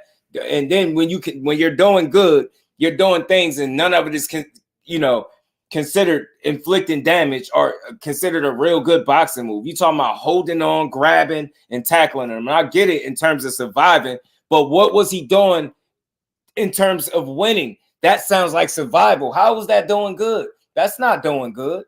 That's not doing good. There's no way that's doing good. Surviving is not doing, it's good and for that moment, but I'm talking about for the totality of the fight. What are you doing? What boxing moves are you making that's keeping you in the fight? What punches are you landing that's showing me, hey, man, you actually can hurt this dude and keep him off you if we talking about a fighter that's been hurt since the first round? What the hell are we doing? Being honest, you just giving the dude a chance to get his ass whooped because he was hurt. Y'all said that, not me. Y'all said he was hurt. Y'all said he been hurt. Y'all said he been hurt. You said he was focused on the money. They ain't pay attention to the fact that Ryan used that weight, manipulated that weight to his advantage. All these things was like kind of went past y'all as a team, man. That's a team effort. Y'all win as a team, y'all lose as a team. Y'all went down as a team. But I think you strong consideration need to be taken into the fact that this dude wasn't good. That's all. He wasn't good. So I want to see the rematch. Bro said, nah, give me the rematch. Give me the rematch. Then just you're going to sit there and tell the truth. That was the truth. I'm telling you. Bro, it hurt, man. And he could have pulled save that man from himself. You feel me? That's all I'm saying. And I'm saying it because I actually rock with him. So miss me with me. No conspiracies, no drawing, no narratives. I'm strictly sat here and played this so y'all can hear it come from his mouth. Somebody that's in the corner. And I told y'all know I ain't going to make it up. Bill said the same thing. He got hit and he never recovered early. He was talking about from the first round. And I'm like, yo, that's tough as hell to go 11 more rounds fighting off instincts. And like I said, he boxed well from like 2 to 5 or 2 to 6. And then Ryan got back to, putting them paws on his ass, man. And like I said, I don't know. My thing is, do you allow a fighter to fight that you feel like may be concussed? Why? What do you have to gain at this point? What did you have to gain at this point? You're losing the fight. Not one punch. You literally, he said it. He said you constantly hitting them. They letting you punch yourself out, and ain't nothing happening. You ain't hurt them. Again, why we allowing this fight to go? We talking about a concussed fighter that's pulling, grappling, and tackling. You get what I'm saying? And not even trying to win. He trying to get his lick back. You telling me he in the right mental state to get the job done? That's a tough ass fight. That's a tough situation. But respect to all of them, it's a tough situation to be in. You want to continue to give a champion that put together 31 straight wins, 2 division champ. You want to give him a chance to work himself out of a tough situation. But I think, being realistic, I think that hole was just too great a hole for him to work himself out. And then you got to think, what was he going to do to really change the tide of the fight? If by your own admission, he's in here damn near punching himself out, tackling, grabbing, holding. You get what I'm saying? Not trying to win, but trying to get his lick back. Like, at what point do you say, yo, you know what? Hey, man, y'all have a little conversation as a team and say, I don't think he good. Yo, he not responding. He's not even trying to win, but he's trying to fight his fight. If he's not trying to win, why in the hell do y'all got him in the ring? I don't know if that was a poor choice of words by the coach, but that's what he said. He's not even trying to win. He's trying to get his lick back. In other words, right, people say, well, he don't really mean he's not trying to win. So I'll just say what another meaning. He's not fighting his fight, but he's just trying to get his lick back, which means he would be fighting Ryan Garcia's fight, right? And doing that will get you what? Hurt and beat up? Exactly. So it's tough, man. That's a long time to be in a ring when you're not responding well, when you're not responding right, and you in there just surviving. Because grabbing, tackling, and pulling and holding, those sound like survival tactics. I don't feel like if If I see a fighter doing that, and if I don't feel like you're doing well, in terms of trying not to get stopped, yeah, that's smart in that moment. But what damage are you inflicting on his opponent from round to round? Ryan Garcia looked like he never had a fight, ever. Like he never had a fight. The man never had a fight. So it's tough, man. It's tough. You wasn't inflicting no damage. Save him from himself, bro. He was not concussed from round one. They saying that so they can spin it. He just got caught versus destroyed. Oh, yeah. But look, it's a double-edged sword for them, Zenith, right?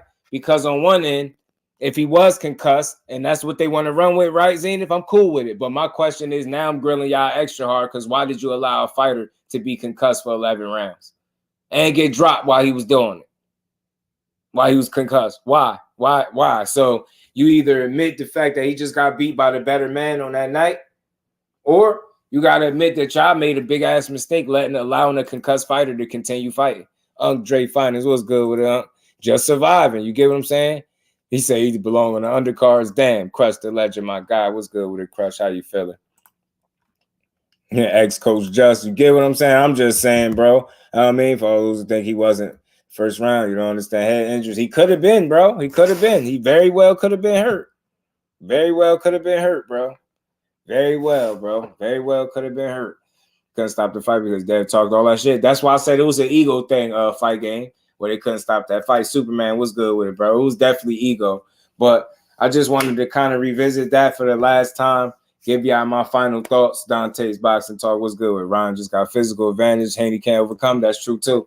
That's what they want you to do, Just. They want you to blame the team instead of admit. No. Now, it could be, but we still know what it is, right? We know what it is, Zenith. We know. Like Dante just said, that's the best way to say it. He got physical advantages that Haney couldn't overcome. So y'all can try to spin it like, yeah, he clipped him in the first round. He was never good. Well, y'all let him fight that long and he wasn't good. So if y'all want that and y'all trying to take it off of him, that we not stupid. We know what we seen and we feel like we know why we seen it. But at the same token, we see that we got some people that when it's time to make them difficult decisions, y'all won't do it. Y'all gonna let that man take a beating. And then you wondering why people are calling for Bill Haney job and shit like that. So again, Zenith, for me, they can't fool me. They can't psych us out. They can say what they want. But the fact that you allowed a concussed fighter to fight for 11 straight rounds while getting dropped 3 times is wild behavior. And we know this fight was the prime example of preparation versus experience.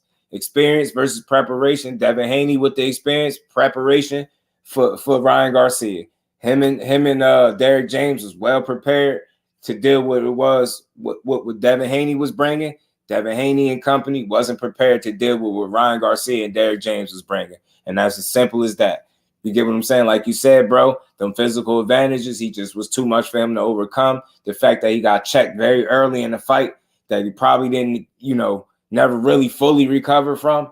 There you go. So at the end of the day, he lost to a guy that was better prepared and he executed better and he fought with more urgency like he wanted to hurt his guy. You know what I'm saying? So, yeah, your team is supposed to protect you from yourself. So either y'all failed, but at the end of the day, he still got beat because you know why I know it wasn't just the punch? Because I got to see 11 more rounds where he was and I got to see rounds 2 through 5 or 6 where he did well boxing up until getting clipped and he started getting bad. So I got to see him just lose to the better man. So they can't fake me out. They can use their, whatever talking points that make them comfortable. But at the end of the day, I think they were supposed to save him from himself. I do think he was hurt early.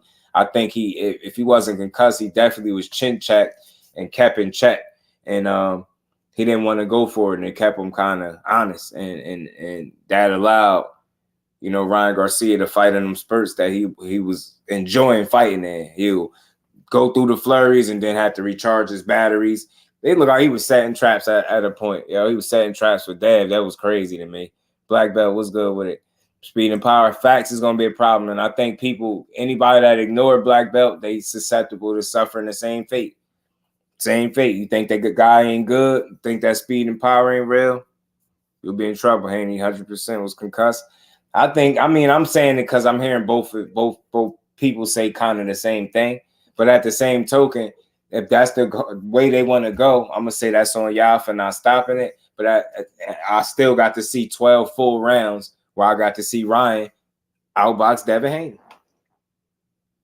Outfight him, outbox him, outpoint him. He outpointed him. He outfought him, and it led to him outpointing him. Devin boxed well in a few of them rounds, and then he just got outclassed down the stretch. He got hurt several times, and he truly never recovered. And you know, Ryan Garcia just was putting it on him, bro.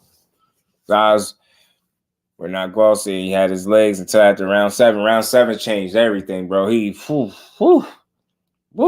So that's why I say, you know what I mean? If he was a little concussed and fighting off instinct, cool, y'all let him do it. But at the same token, we seen him fight well enough where some people would think he wasn't concussed, maybe at least up until that 7th round. So it's a lot to unpack, but I know I see what I see. I seen him lose to a guy that was better than him on the night. I seen a guy that was better prepared and executed at a higher level. I seen a guy that they called a C-level fighter, family.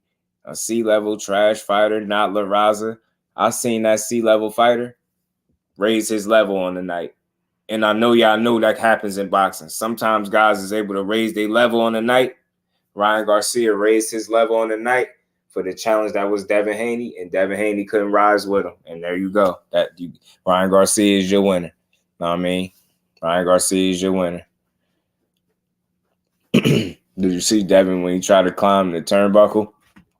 12 threes. You know I'm the clip king as well as the voice of boxing and the streets. You know it. You know I'm the clip king.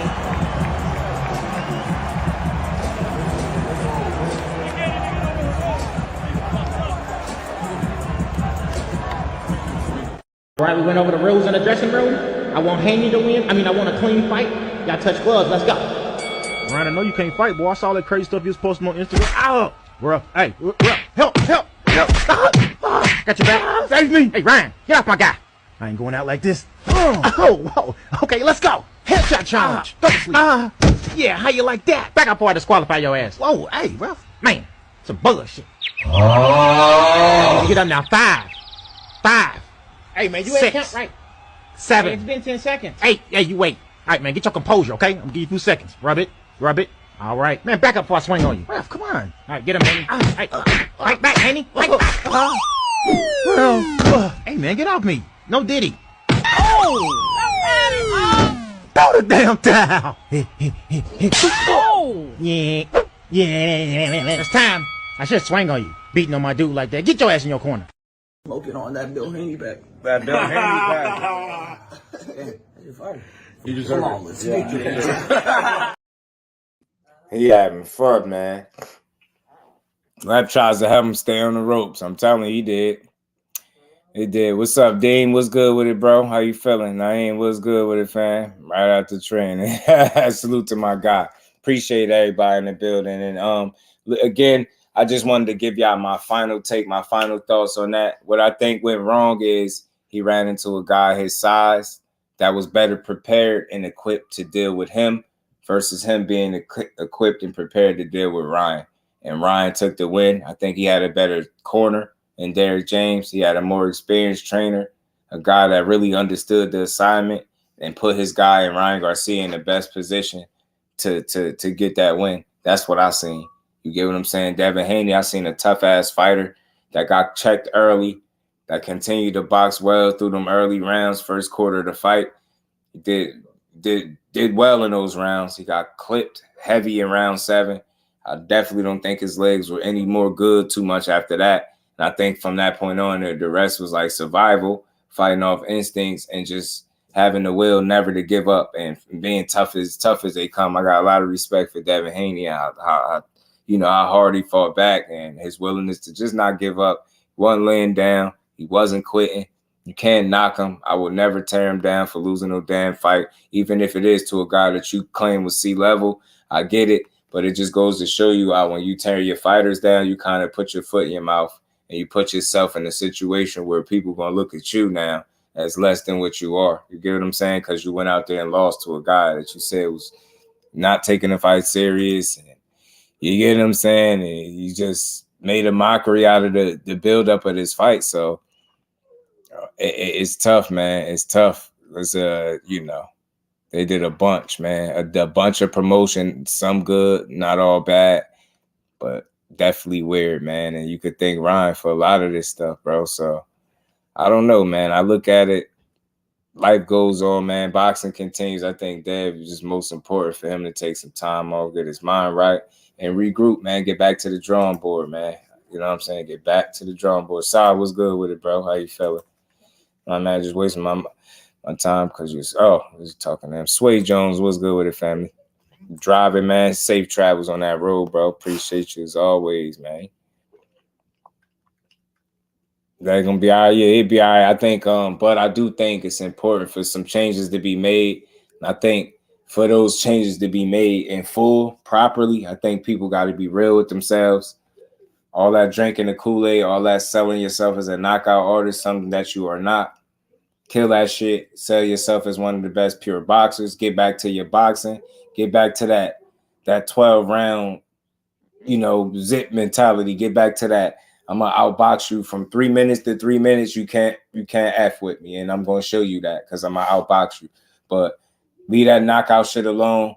That's not who you are. I'm not knocking you for it. I'm knocking you for ever getting in the ring in any fight and approaching it as if you are a knockout artist. I'm gonna knock you for that, but I would never knock you for getting in the ring, showing yourself to be one of the best pure boxers that we got, because I think that's what you are. And I don't think you showcased that at all against Ryan. I really think you had this my rival, I'm just going to step to him. No, it was all wrong. That man could really punch. Again, you thought he didn't get better since the amateurs, though. You a damn lie. You bugging out. He's way better. I mean, got considerably better the same way you did. Even if you think he wasn't better than you, he's still some things that he do better than you, and there's still some physical advantages that you just don't have when you step in the ring with him that you didn't prepare for. He didn't prepare to fight a guy his size. I don't care what nobody say. And I'm gonna say this again. I hear a lot of stuff about his sparring, and I don't think he get top-notch sparring either. I really don't. And salute that bro for jumping up on the panel yesterday. He said it, all the slander and all the dissing at all these fighters you do, think you can't get the work that you need to get yourself to that next level. And that might be real, man. Might be real. So it's just one loss. Yeah, man. Nah, you got to get used to L Sway. They got to, bro. Got to. I can't believe you got beat like that. I don't know about boxing. Yeah, he got touched. I like the punch out game noise. Y'all crazy. Yeah, Joe, them joints crazy. Them joints is crazy. They all crazy. But I mean, look, losses are part of the game. Devin will be back. You know what I mean? I'm pretty sure he'll just go rest up and get back to it. A rematch shouldn't happen. I think a rematch could be worse. So I would say go a totally different direction with that. Ryan Garcia, if you're smart, you'll take advantage of this momentum. You just to beat the best guy in your resume, the best guy you've been in the ring with, the most accomplished guy that you fought. You damn near stopped him. You almost stopped him. You beat him pretty good, gave him his first L. Your rival, you showed up like this was a game 7 in the NBA Finals and you kicked ass. You smart, build on this momentum. Don't ruin your momentum by clout chasing smaller fighters. Don't call out fighters that you're not really willing to fight. Stick to the script, bro. You said you wanted to fight Tank. You fought Tank. You fought Oscar Duarte. You stopped him. You said you wanted to fight Devin Haney. You pulled out of negotiations and U-turn, but you fought him, right? Stick to that script, saying that you want to fight guys that you say, the guys you say you want to fight them. And I think you're doing good. And I think people are respected, win, lose, or draw, because from this point now, you cooking. You done fought a Tank. You tried. You lost. You fought Devin Haney. You tried. You won. Now, anything from this point on that's at the elite level, it's like people are going to tune in. They're going to be like, well, damn, we said he couldn't beat Dev. He beat him. So if you're smart, your next move would be a very smart move. It'd be your best move. It'd be a fight that you possibly could win that people going to respect. You at 140 where it's not safe. I don't know how long he can get by with this 143 bit that he pulling. I think as part of me feel like he need to go up to 47. He did say something about running it with boots. He did say something about wanting to kick Crawford's ass. I say, show me it. I want to see it. You know what I mean? Garcia and Pitbull, I'll watch it. Haney fundamentals are bad. They just need work. Fish grease, what it do, family? They just need work. That boy ain't gifted. Yeah, highly skilled. I don't think is not as gifted as some that I see in boxing. I could stop Conor Benn at 47. He probably could. Yeah, I don't think they bad. I just think certain fighters can exploit his fundamentals and the mistakes that he made. You want Ryan to stop Conor Benn? It's possible. It's possible. I just don't believe that much in Conor Benn. I believe more in Ryan for sure right now than Conor Benn. But yeah, that's my final take. That's my final thoughts on that fight. Salute to Dev, salute to Ryan, salute to Derrick James for quietly getting another win and a very big win for his fighter win. Nobody thought he could do it. You gotta tip your hat to that guy, man. But something else that I seen, I'm gonna touch on real quick. I seen this right here. Boots Ennis, I seen that he reposted Michael Benson's post about his Turkey Al-Sheet declaring that he's gonna make Terence Crawford versus Boots Ennis this year. I think that's great news for boxing if they can pull that off. If they can't find a way to get us to fight in the States, D-Ray, what's good with it, bro?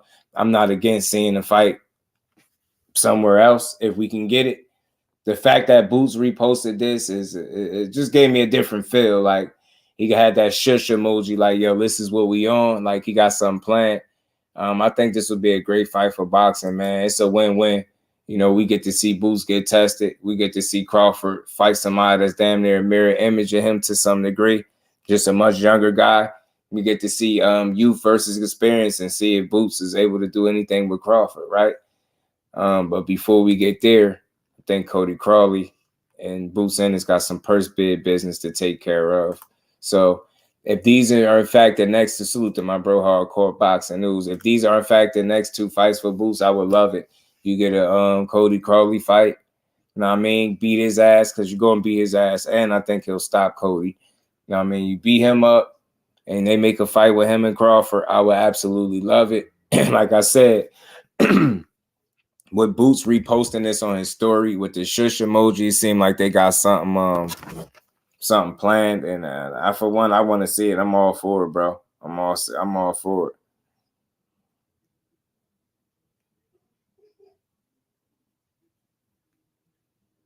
I'm all for it. Let's see it, man. I think that's the best fight for Boots. If it takes these circumstances for us to get it, then I'm not against it. You know what I mean? Eddie won a purse bid today. Appreciate you, Aisha. I wasn't even hip to it. So hopefully we get to see this fight.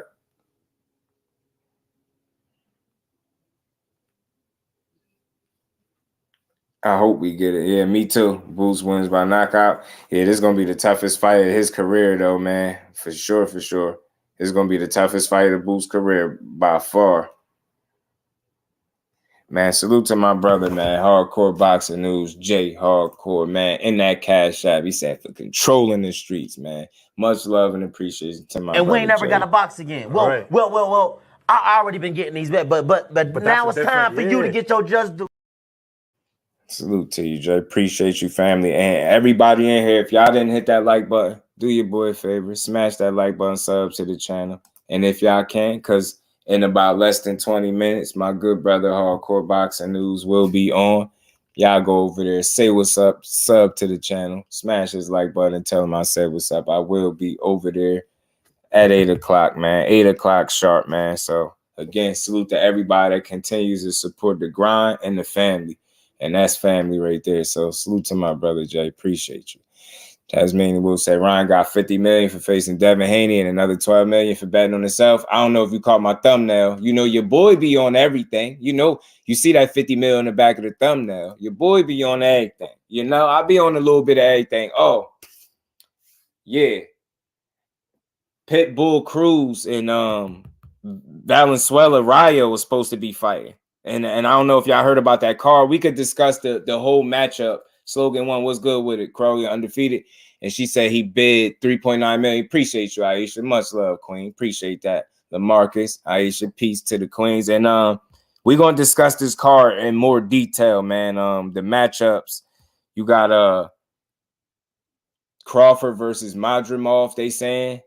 Pitbull, Cruz, and Rayo. You seen Jarrell Miller and Andy Ruiz, and then you got Santa Cruz and Abner Mares. I'm hearing that's a real thing. They saying August 2nd, so I'm trying to see what's up with that. The Cody Crowley fight is done. They say, appreciate you, Jay. Much like we got the dopest chat fam and dopest community out here. You know what I'm saying? Big Street Pitbull, too small for Ryan. Don't want to see it. Nah, I don't think he is. I really don't. I don't think he is. I think it's an interesting fight, bro. But I get you. I think it's an interesting fight. Golden Boy gave El Cabron Cabrera to train for Zepeda. It's Golden Boy setting Zepeda for a loss. Could be because Cabrera still got something in him, man. He might be Zepeda, bro. Salute to Joshua. Don't mess with Texas. Said Boots. Eat that.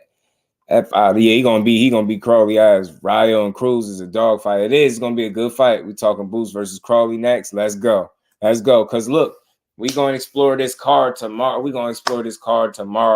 I think I probably spoke my final words for the most part on this Devin Haney fight. I ain't gonna run it into the ground.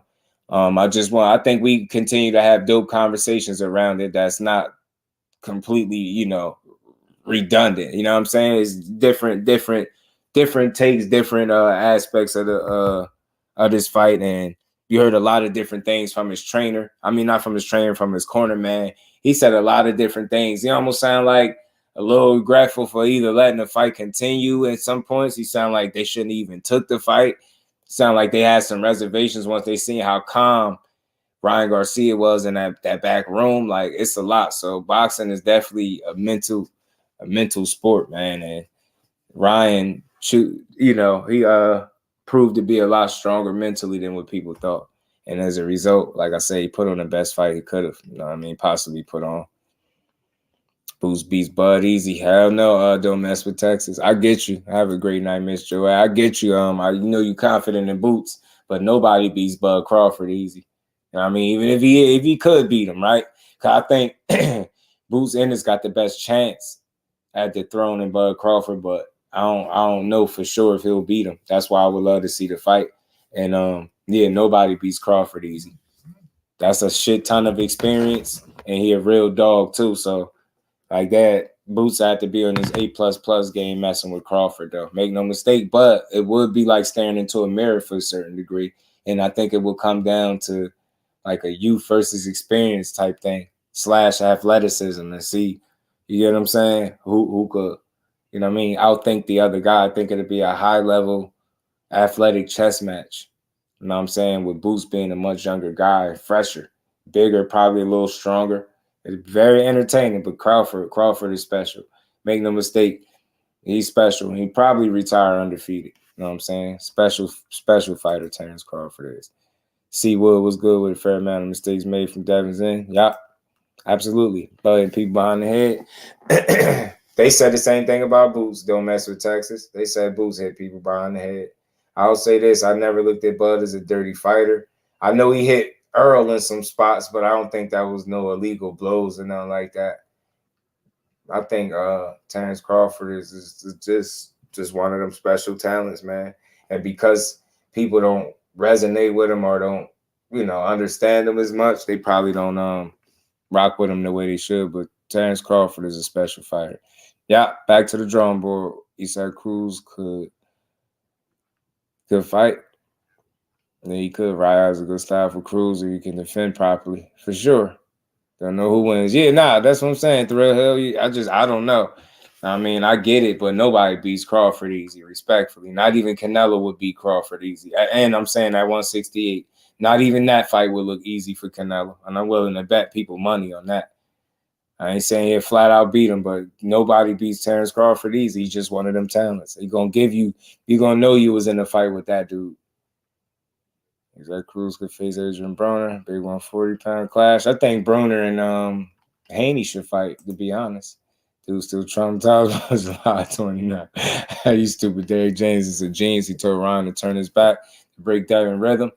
And you know why it was genius fish grease? Because you just heard a corner man said they didn't know how to how to defend it, how to attack it. They didn't know how to, break through the silly shell, as they call it, or the Victorville shell. So, you know what I mean? And he was turned like to the side, so he wasn't fully like with his back turned. So it was kind of legal and the referee couldn't do nothing. It was crazy, bro. It's crazy. It's crazy to see that. It is really crazy to see that, man. Salute to everybody in the building. Another dope build in the books, man.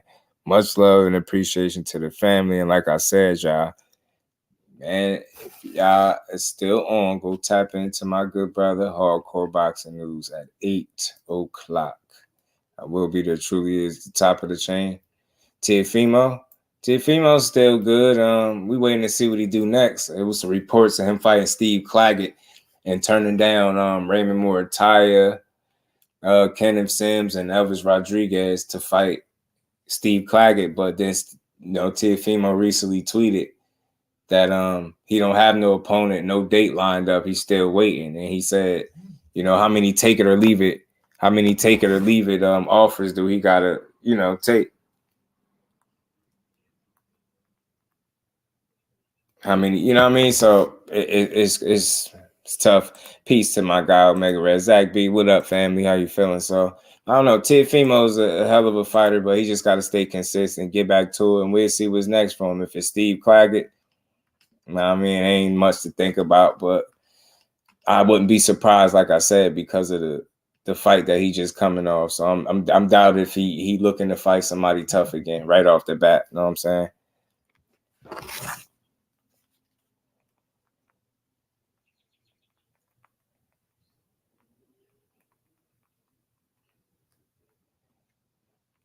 My bad, y'all. Oh, boy. Boy.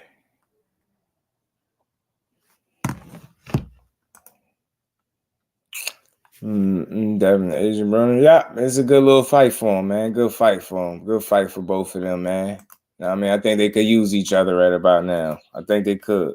But, ultimately, let's see what's next for Ryan. Let's see where he goes from here. JJ, salute. Let's see if he's smart enough to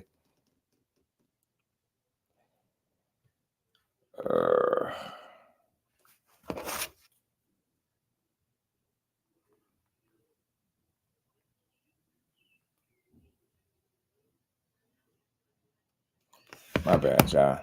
But they might need each other more than they think, though. You know what I mean? Broner is looking for that type of fight. I know he fighting Blair Cobb, but I think, obviously Devin Haney would be a much more appetizing fight, I think.